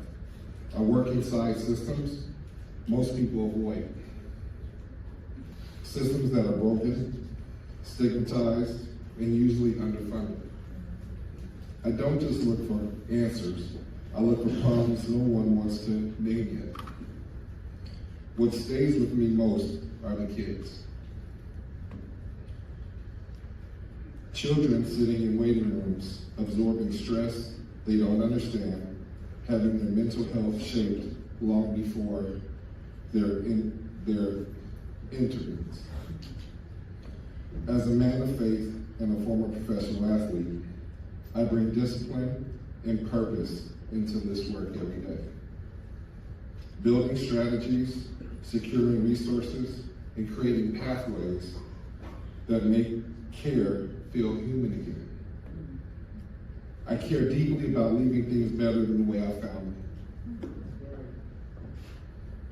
About building communities where people feel safe, valued, and know that they truly matter.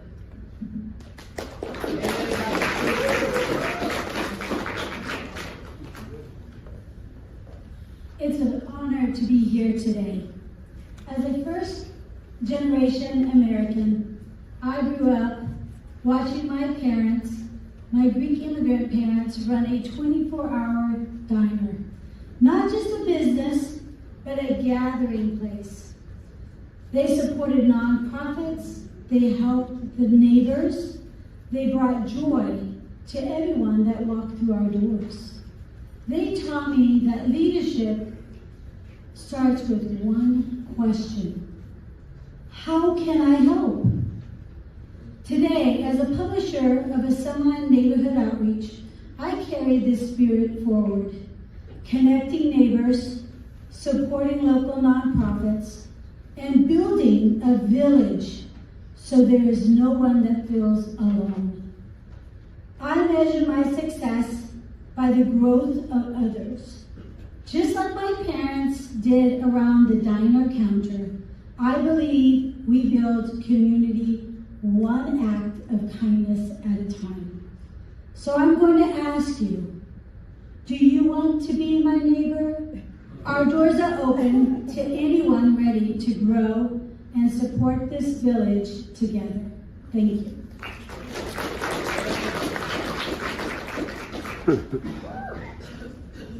Go, babe. That's my dad. I remember standing on the beach, feeling something open, like I had finally stepped into a space where I didn't have to explain myself. When I created the Cosmic Afroverse, I wasn't trying to start a movement. I was just trying to create a safe space where Black women and femme-presenting people could feel seen, creative, and accepted without fear or exclusion. The first time we gathered, they told me I didn't know I needed this. That's when I understood exactly what I needed to do. The creative and entertainment industries have changed. Visibility exists, but opportunity hasn't always followed. Too much brilliance still goes unrecognized. So, I keep creating spaces where people can grow, explore, and reclaim their power. So, where creativity feels joyful again, shiny, alive. Because when someone feels safe enough to be themselves, everything begins to flourish. Thank you.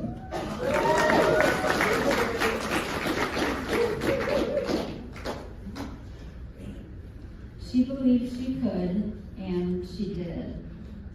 Belief is simple, but it changes everything. It pushes you, it lifts you, it keeps you going when life gets hard. I've raised 4 wonderful children. They have taught me so much, as they are my joy.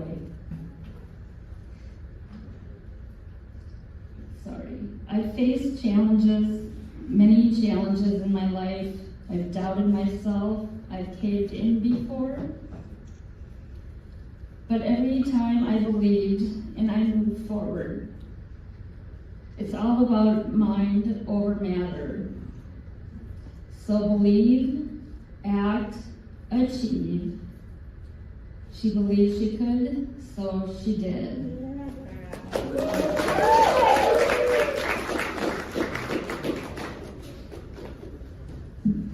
All right, this is your moment. Because we're here, right now, in the presence of each other, and in any moment, you can create greatness. You see, life gives you different moments, and you have the power of perspective to be able to choose what you feel from each moment that you go through. Believe it or not, I learned this from Bar Rescue. John Taffer would take all of these bar owners and restaurant owners through an emotional roller coaster. From the moment he got there until the time he left, he helped them understand what they're feeling and to be able to move through it. You see, that changed the game for me.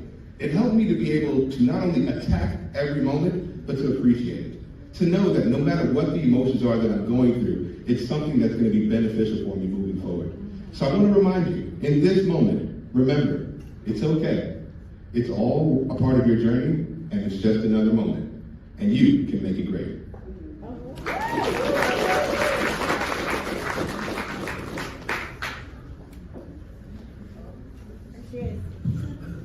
Hello, everybody. As an artist, I see the world through color, shapes, and stories. Designing the logo for the city of Las Vegas on that giant sign out by the Stratosphere was a proud milestone, but my deepest joy comes from my Heavenly Father, family, and friends. I believe that one of my dearest wishes is if I could hold everybody close and remind them of the light that they carry within.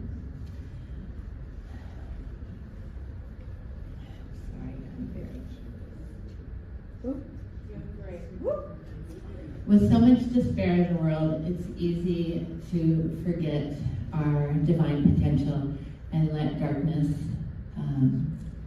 take over our energy.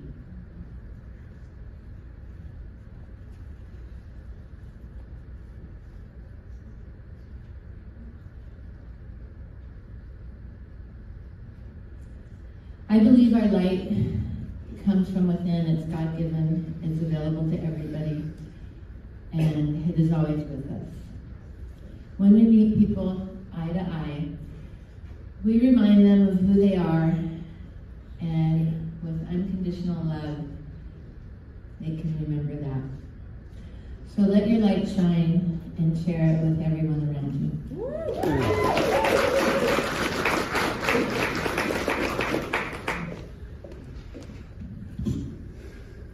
Every time I get interviewed, these companies will tell me, we have a great culture.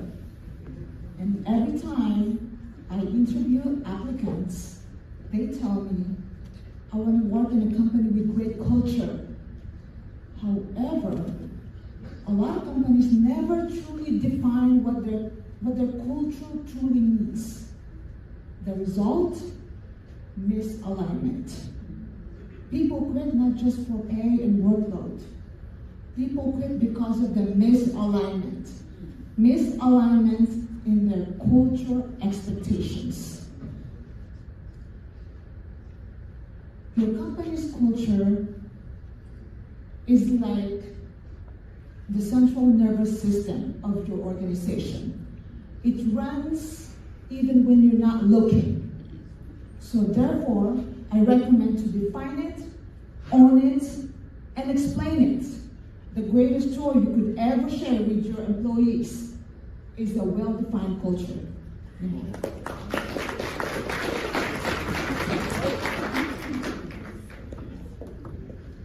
You know, it took a lot of amazing people to connect here today to meet with other amazing people.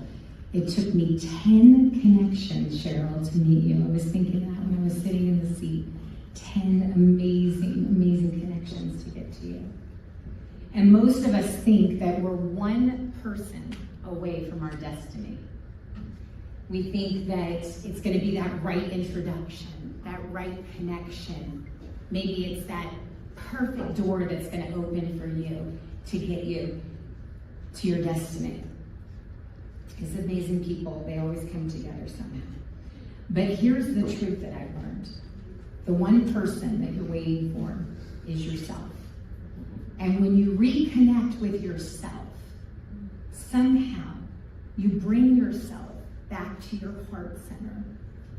And when you do that, you stop living at the speed of light and you start living at the speed of love. That shift takes stillness. I remember when you said, Sheryl, across from the booth, you said, I teach people how to sit still. It got my attention. Silence, a nervous system that feels safe enough to listen. I learned this walking my son home. No rushing, just presence, just love. just surrender. Love is patient. Love never fails. So I'll ask you again, who are you waiting for?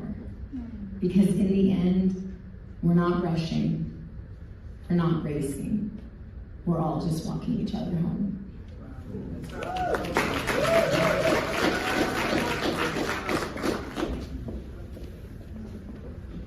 Joy. It's all in a state of mind.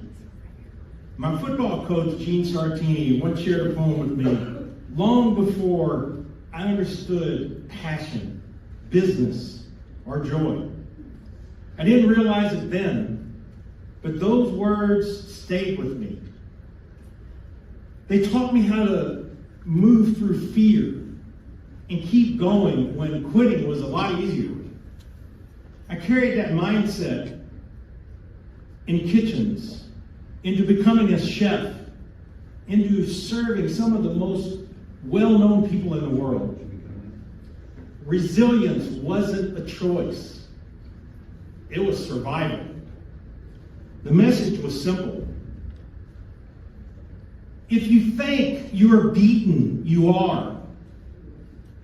If you think you can't, you won't. Belief comes first. Action follows belief. And results follow action. I've learned that circumstances don't decide outcomes. Mindset does. It's all in a state of mind. And it's all in yours. Thank you.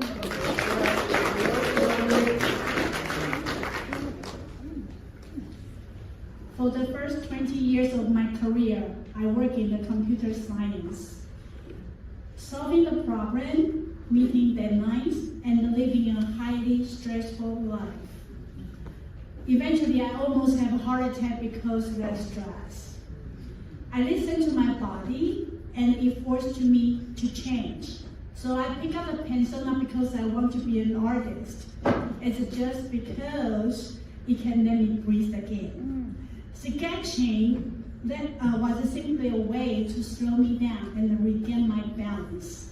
Surprisingly, I found my talent I never knew I had when I was 35. So today, 22 years later, I stand here as a professional artist. What this journey told me is that the skills are not limited by age. It's never too late to have a new beginning. Your dream awaits you, and my dream is to have a good place, have a peace and a joy, just like this painting I made.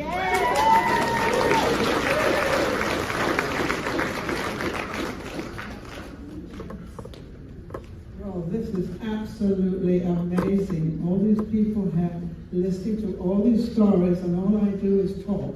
So I don't have much time to talk right now. I left home when I was 16 with $5. Actually, it was £5 because I was English. And I made a journey, and I ended up in a very well-to-do place in Los Angeles, Bel Air. And I was reminiscing back on my life, and I was thinking, I need to put a show together for our younger generation. So I started out with a show called Voices of Tomorrow. I interviewed the younger generation from 10 years old to 18, and I gave them a platform to speak out. And the reason I did that because of my journey. My journey was very hard. I never went to school. So when I left home, I was working 20 hours a day to make sure that I got to London, and then I started modeling and doing all these crazy things. But I think one of the greatest things here today is what I've listened to is about our younger generation. I think they're a little lost at the moment, and I think we all need, as I did for 16 years, I interviewed these kids and gave them a platform so that they knew what was going on out there, and also to give them a place where they could talk out and nobody criticise them. And I think that's what we need to do now. There's one thing about this stage which I absolutely admire, and that is this chair. I know everything's beautiful here, it is beautiful, but that's a kid's chair. And I think what we need to do now is to take care of our younger generation. Don't keep blaming them. That's my journey. I did it very well with these kids, and we really should focus on them, because let me tell you something, They are our future of this world, so let's take care of them.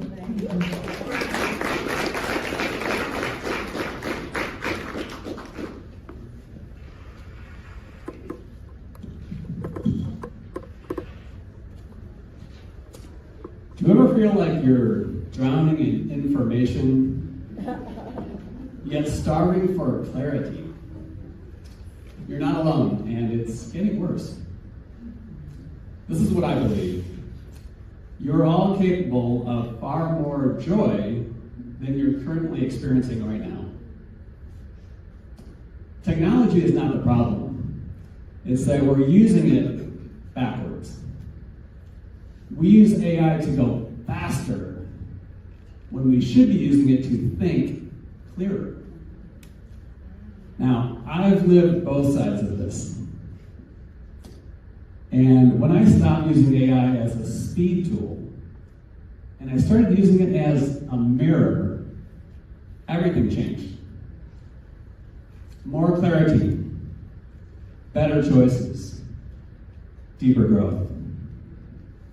The goal isn't keeping up, it's slowing down, seeing yourself honestly, and choosing the joy that's already within your reach.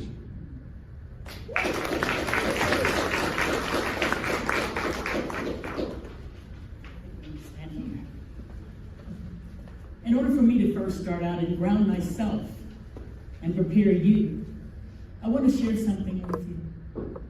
I'm going to stand to be seen, speak to be heard, and then I'm going to sit down to be appreciated. When I was asked about my chair, mine came immediately to me as a big old chair, where I can actually just sit there and be lost, but finding and being grounded.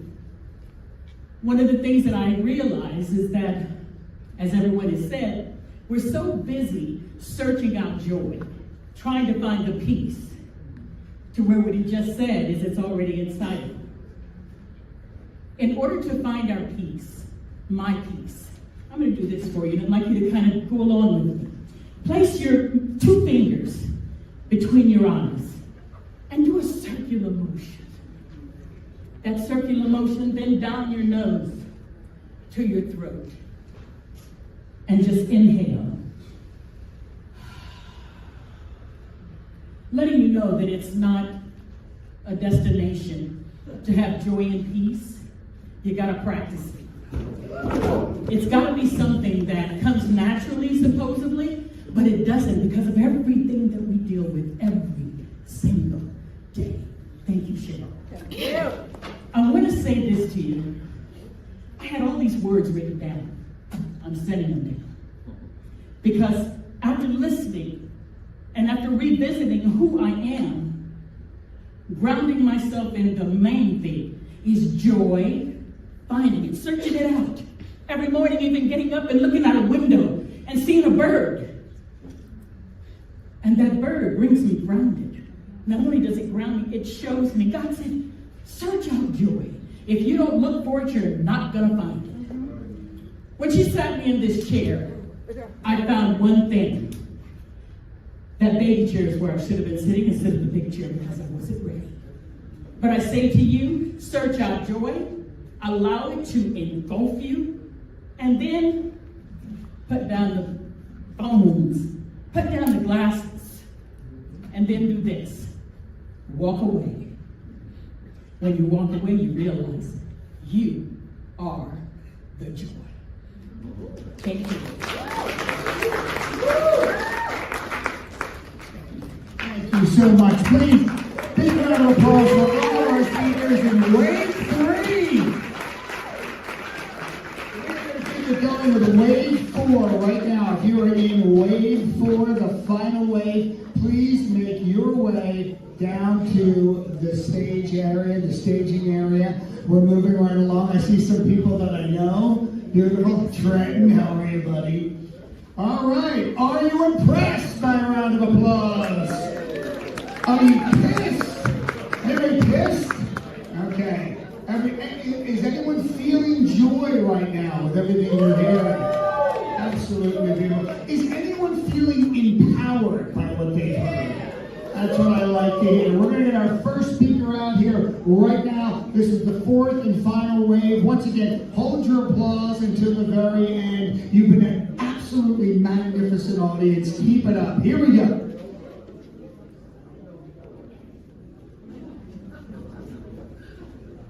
Joy does not come to me by accident. It comes to me when I start saying yes. I say yes to opportunities and experiences I don't even understand. I say yes to do something and then I just figure out later.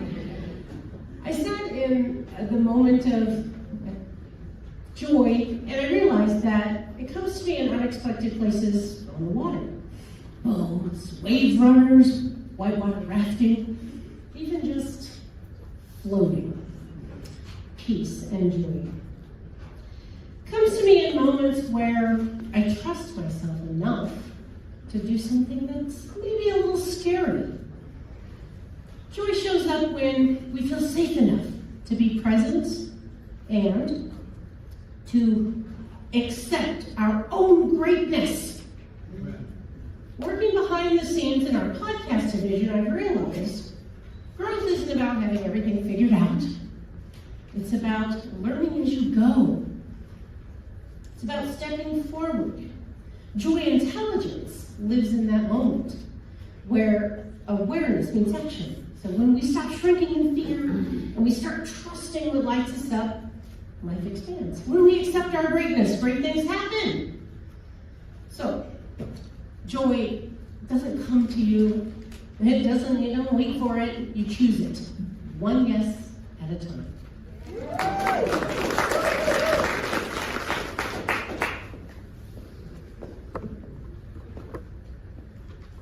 I am the goddess.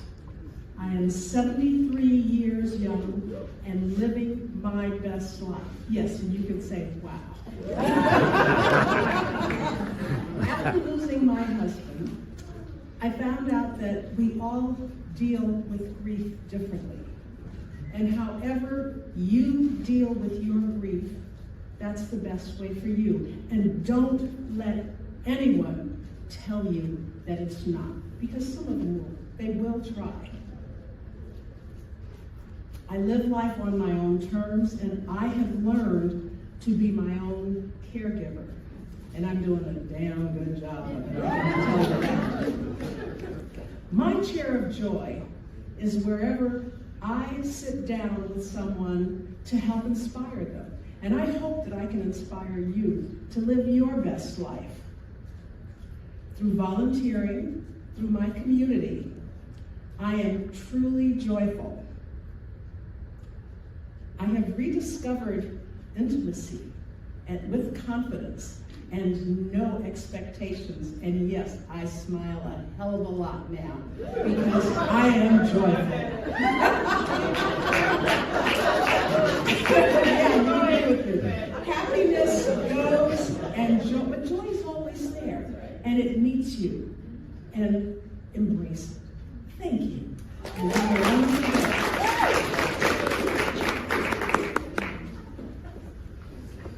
Hi, everyone. I've spent 16 years leading Families for Effective Autism Treatment, a local autism nonprofit here in Las Vegas. And what has guided me most is a simple belief: people need to feel welcomed, supported, and heard. My chair of joy is at home, on the couch, surrounded by my family and four-legged family members. It's where I reset so I can keep showing up for the 9,000 people we help annually. My daughter is the reason I care so deeply about autism.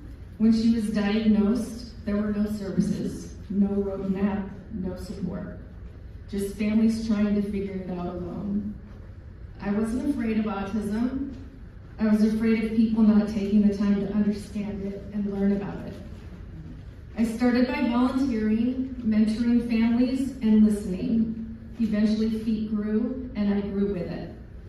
What keeps me going is hope. Seeing families function with support, hearing someone say, "You saved our marriage," that's everything to me.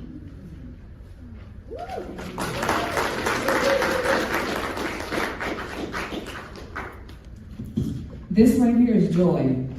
Being able to stand in front of you without any script and knowing that my elevator pitch had to be cut down to 1 minute is joy for me. Why? Because I love to be in the challenge. I love to be in the trenches. And this right here gives me that high that I really want. I didn't grow up in an environment where I can be joyful all the time and be loud and boisterous like I am. My personality is very colorful, very outgoing. But I couldn't do this as a child. And so what I did was I muzzled myself until the age of 32, unfortunately, I had a stroke. And at 32, that's when I realized that I had to do something more, and I had to forget anything anyone else told me to do. If my mother told me, shh, don't be so loud, I changed that around and I was as loud as I needed to be. Now I find my joy through travel, through my children, through my grandchildren. My best place, and we talked about where I wanted to be, my favorite place is being in Bali and being amongst the trees, being happy and just being at peace, no shoes on, something my mother would have never let me do. But right now, as I stand here, what I do and tell you, I want you all, whatever you do, find your joy in whatever environment you need to. Thank you.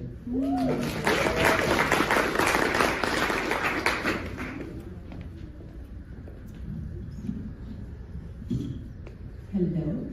So joy is coherence made visible. When how we feel and how we live speak the same language. It's what happens when we take the time to find our chair of joy, also located in our own hearts. It's when we feel safe enough, right, to sit, to allow the body to feel at ease, and our mind to be at rest, and the heart to lead. And when we feel safe here, what happens is something shifts. We remember who we are. And from there, joy arises naturally. It's something Sheryl, Bailey, and Joyley reminds us so today, that joy is a choice. Thank you.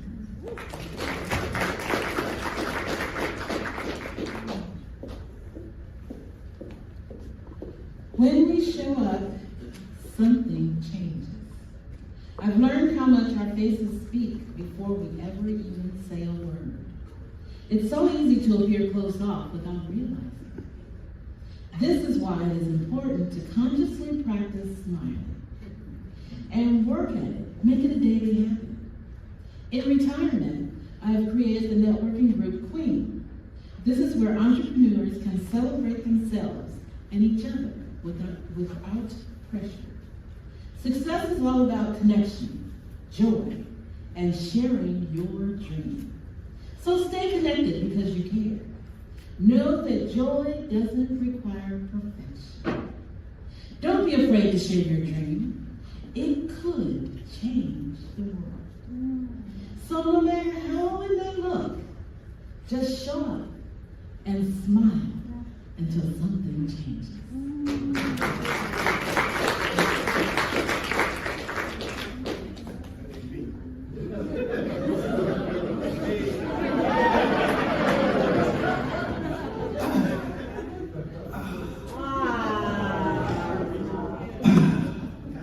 I just needed to get grounded. I've had a long day. Just so everybody knows, I'm currently in a foster home, and I run a foster agency. When I was a 17-year-old boy, I said that I would open up a land called Briscoe Town. It was for kids, therapeutic land, and I knew that I'd have to get there some way. And since then, I'm now 48. I've spent a long time, a journey going all over, finally finding all the pieces to get to that land. And I've currently about 45 foster children now, shooting for more. I don't ask for praise for that, but what I want you to know is if I can do it, you can too, okay? Okay, maybe not some of you, but you can too, all right? I just want to leave you with this. How many of you have children? How many of you have children? Okay, do you remember the time when they did something like they hit a home run, or they won the spelling bee, or they did something so amazing it felt great, right? That's your kid. Well, imagine doing that with somebody that's not your child. Someone that's been through trauma, someone who has, been neglected their entire lives. And you were the person that gave them hope. You were the person that helped push them forward. You made that happen. That's the feeling you'll feel when you foster a child, if you do it right. I need you to hear that, okay? It's serious. It's a drug. I love it, and I'm going to keep doing this drug, and I want you to do the drug with me. Because these kids, I'm telling you, man, they need you more than anything. And I'm going to leave you with one last thing. 3 months with you lasts them a lifetime. Don't forget that. Thank you.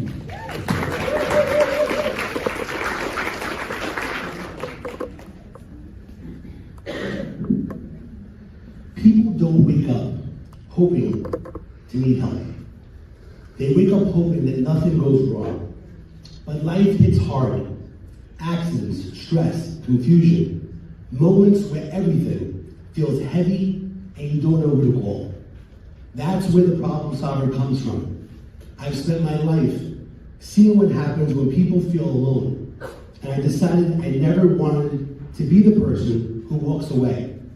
Being the problem solver means stepping towards the problem, not away from it. It means listening when others won't, acting when others hesitate. And here's the part people don't expect. But solving problems isn't just about fixing what's broken, it's about creating joy. Because joy is powerful. Joy reminds people that they're not alone. Joy gives hope. Joy changes energy. If I can help someone through a hard moment and make them smile, I can replace fear and clarity and stress with relief. Then I've done my job. I've created joy for that person. And that's what I stand for. Everybody in this room can create joy by helping other people solve problems. That's why I'm here. That's the problem solver. Thank you.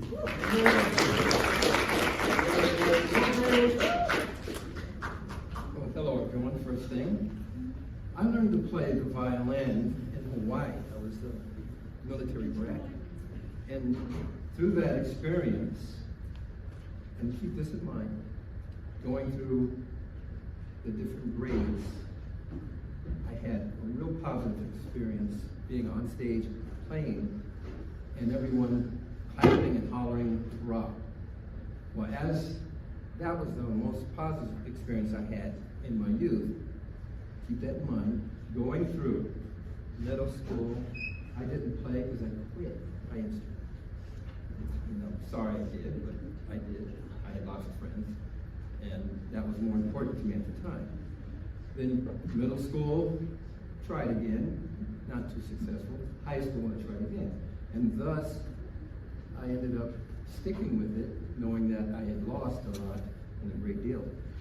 I got into the youth orchestra, my folks saw the interest that I had, got into different programs, and that's what kept me going in education. And thus, going on to college, the professors, their knowledge, brought my interest in education. Thus, going through college, got my degrees, my associate's, bachelor's, master's degrees, and so on and so forth. I went to, I know I'm long-winded, I don't know. But anyway, I ended up out here teaching, developing programs, and still in the process of doing that now with the Nevada Chamber Orchestra. We have concerts coming February and March. Please come, they're history concerts. And that's the goal, is to keep the joy coming through the different communities and through our lives just by the teaching and the whole experience of music. So.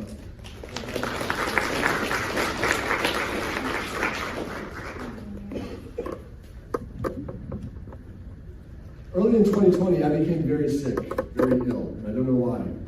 I was in and out of the hospital, procedure after procedure, and there was no answers. It got to the point where I thought for sure that I was going to die.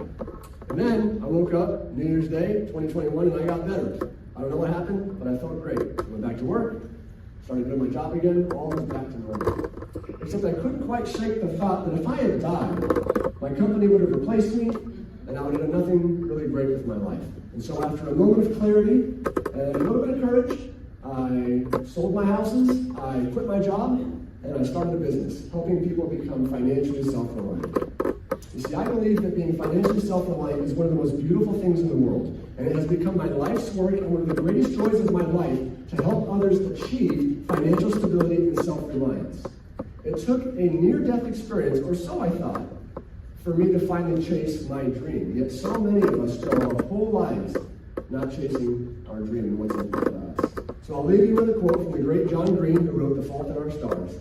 He said, "What is the point of being alive if we don't at least try to do something remarkable?"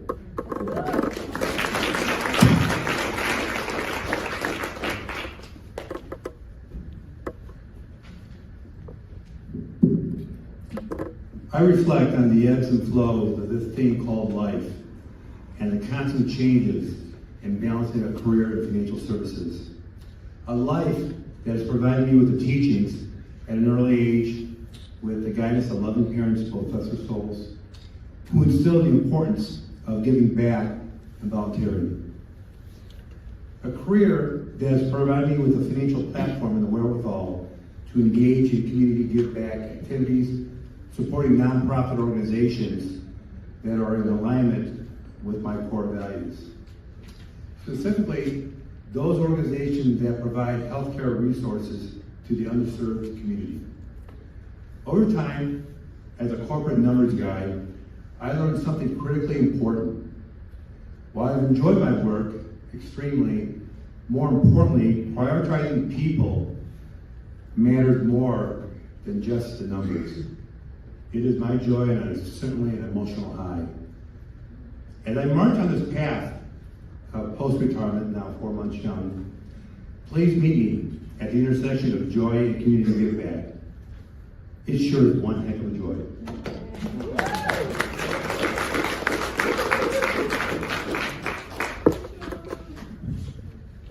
So many of us have chosen this vehicle that we call entrepreneurship. We set sail on this ocean towards this fabled land of freedom and joy. But before we know it, we're caught in the storm. We're stretched beyond our capacity. We're trapped by the tedious work. We're overwhelmed by the busy work. We're resisting doing what's important, and we're multitasking our way to fatigue. That was my reality. That was my life for a decade. Until I discovered in 2009 the value of delegation. It was not just a business saver. It wasn't just a lifesaver.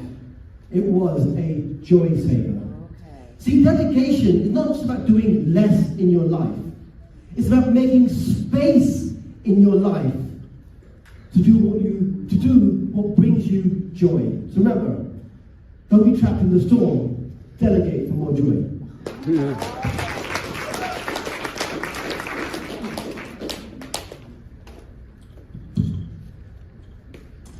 You are not alone. Loneliness is an epidemic, belonging is the cure. On October 2nd, 2017, I woke up the morning after the deadliest mass shooting in U.S. history and looked in the mirror and didn't recognize the person staring back. See, loneliness, it's often really where loneliness begins, when life changes us faster than we can understand ourselves. Loneliness tells us that we're the problem, that we're broken, and that we should just be able to fix everything quietly and keep it moving. But loneliness is a fantastic liar, because healing doesn't happen in isolation. Healing happens when we're allowed to feel. Healing happens where belonging begins, when we stop trying to fix people and we start making space for them.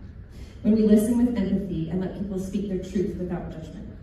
Belonging helps people feel safe in their own skin again. It reminds us that struggle is human, pain is survivable, and a good life is possible even after experiences that change us forever. Loneliness is an epidemic, belonging is a cure, and you are not alone.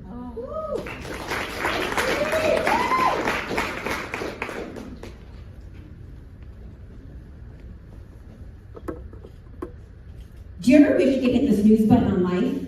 Between deadlines, dishes, and doom scrolling, there's always something demanding your attention. But what if, when that alarm went off, it wasn't a signal to stress, but a reminder that you can cultivate inner peace no matter what's happening around you? Do you want more of that peace? We We believe that happiness is on the other side of pain, when it slows down, when it gets easier. But that only costs you the moment that you're in. Happiness comes from meeting life as it is, without resistance. And spoiler alert, life doesn't have a snooze button. If that exists, I'd also like those instructions. But when life starts to feel overwhelming, stressful, and frustration tries to take you over, remember this. You don't have to react immediately. You have the power to pause. And that's where inner peace begins.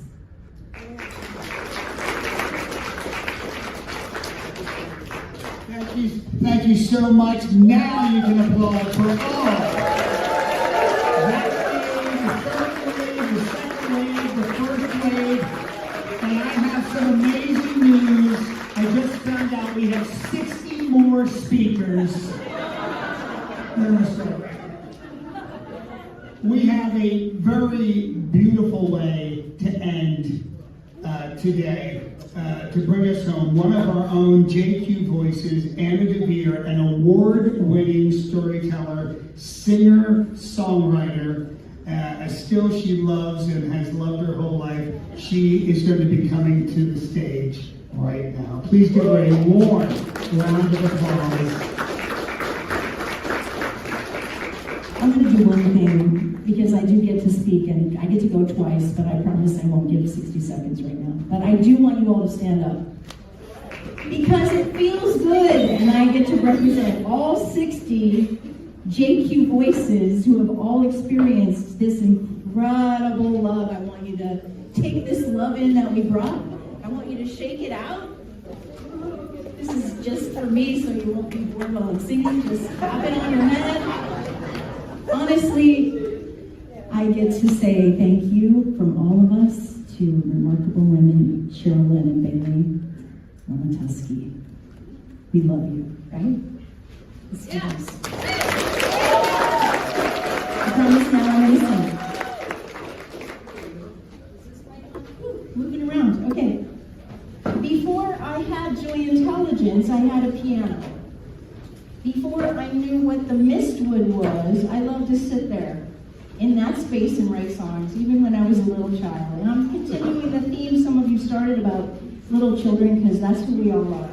So I wrote this song when I was angry, and I didn't know that anger could be beautiful. Thank you, Sheryl. Thank you, Barry. I wrote this song before I knew that it was about me, and it's called Beautiful.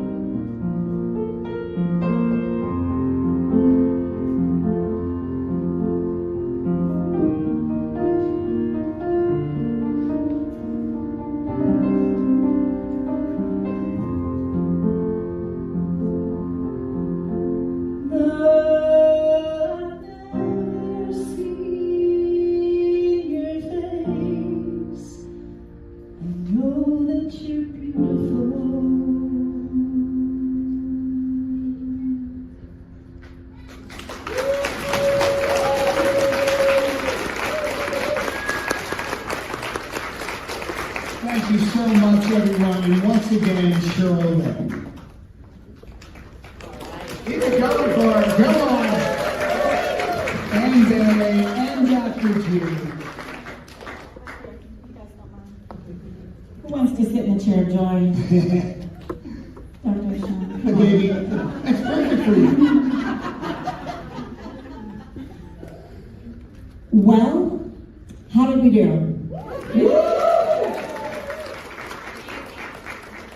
I think for our very first time, almost all of you did 1 minute, or very close to it, and so give yourselves a round of applause. Yes! That's good. And not only did you just do 1 minute, you did an incredible 1 minute. That will be, a piece of time that we'll be able to show future JQ 60 Voices events in Henderson and in Summerlin and Colorado Springs and all over the country. So thank you for being leaders, for stepping in and standing up and trying to understand what we're doing. So I just want to end with this.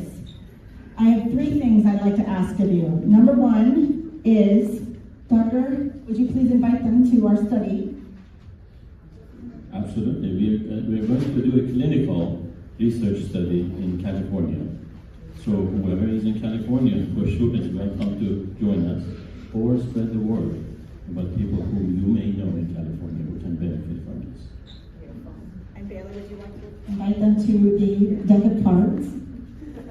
I spent a lot of time developing the deck of cards with Sheryl, and it's available for sale, and we really would appreciate you guys to purchase it for yourself, to share, to support somebody that means a lot to you, and it's a great way to support us and keep us going, so thank you. Absolutely. And just so you know, Joyley is a for-profit, and the Chair of Joy Incorporated is a nonprofit. So the goal here is to make sure that every child goes home with a Chair of Joy from the hospital, that everyone in the country and in the continent and the entire world understands what a Chair of Joy is and knows how to do those 4 simple words over there: sit, breathe, think, and feel. So my goal is, if you can invite us into your company, or if you know someone who has a culture like many of you spoke about, we would love to have that as an invitation. Lastly, I just can't wait to say thank you to all the people, my team, Victoria and Shazib, and I don't want to forget anybody, Shazib and John and Vikash. So they helped put all this together today, so I'm very grateful. And you just came out of nowhere, so I appreciate you. Thank you all for coming. If you don't... Thank you everyone for being here. Such an incredibly powerful, energized audience. We really appreciate it. We would love it if all the speakers would come down and get a picture with us up here before we all head out. And then we do have a little networking event that we'll tell you about if you're interested. So thank you so much. And also, please post about this on all you social. Let people know. Joyley is on Instagram. Find it, post about it. Take photos with the speakers. Take photos of the group we're about to bring up on the stage. Take photos in the Chair of Joy. Let people know about this organization. Spread the joy, spread the love, and spread the goodwill. PR Connections Radio thanks you for watching this podcast. Check out more episodes of this show and our others at prconnectionsradio.com.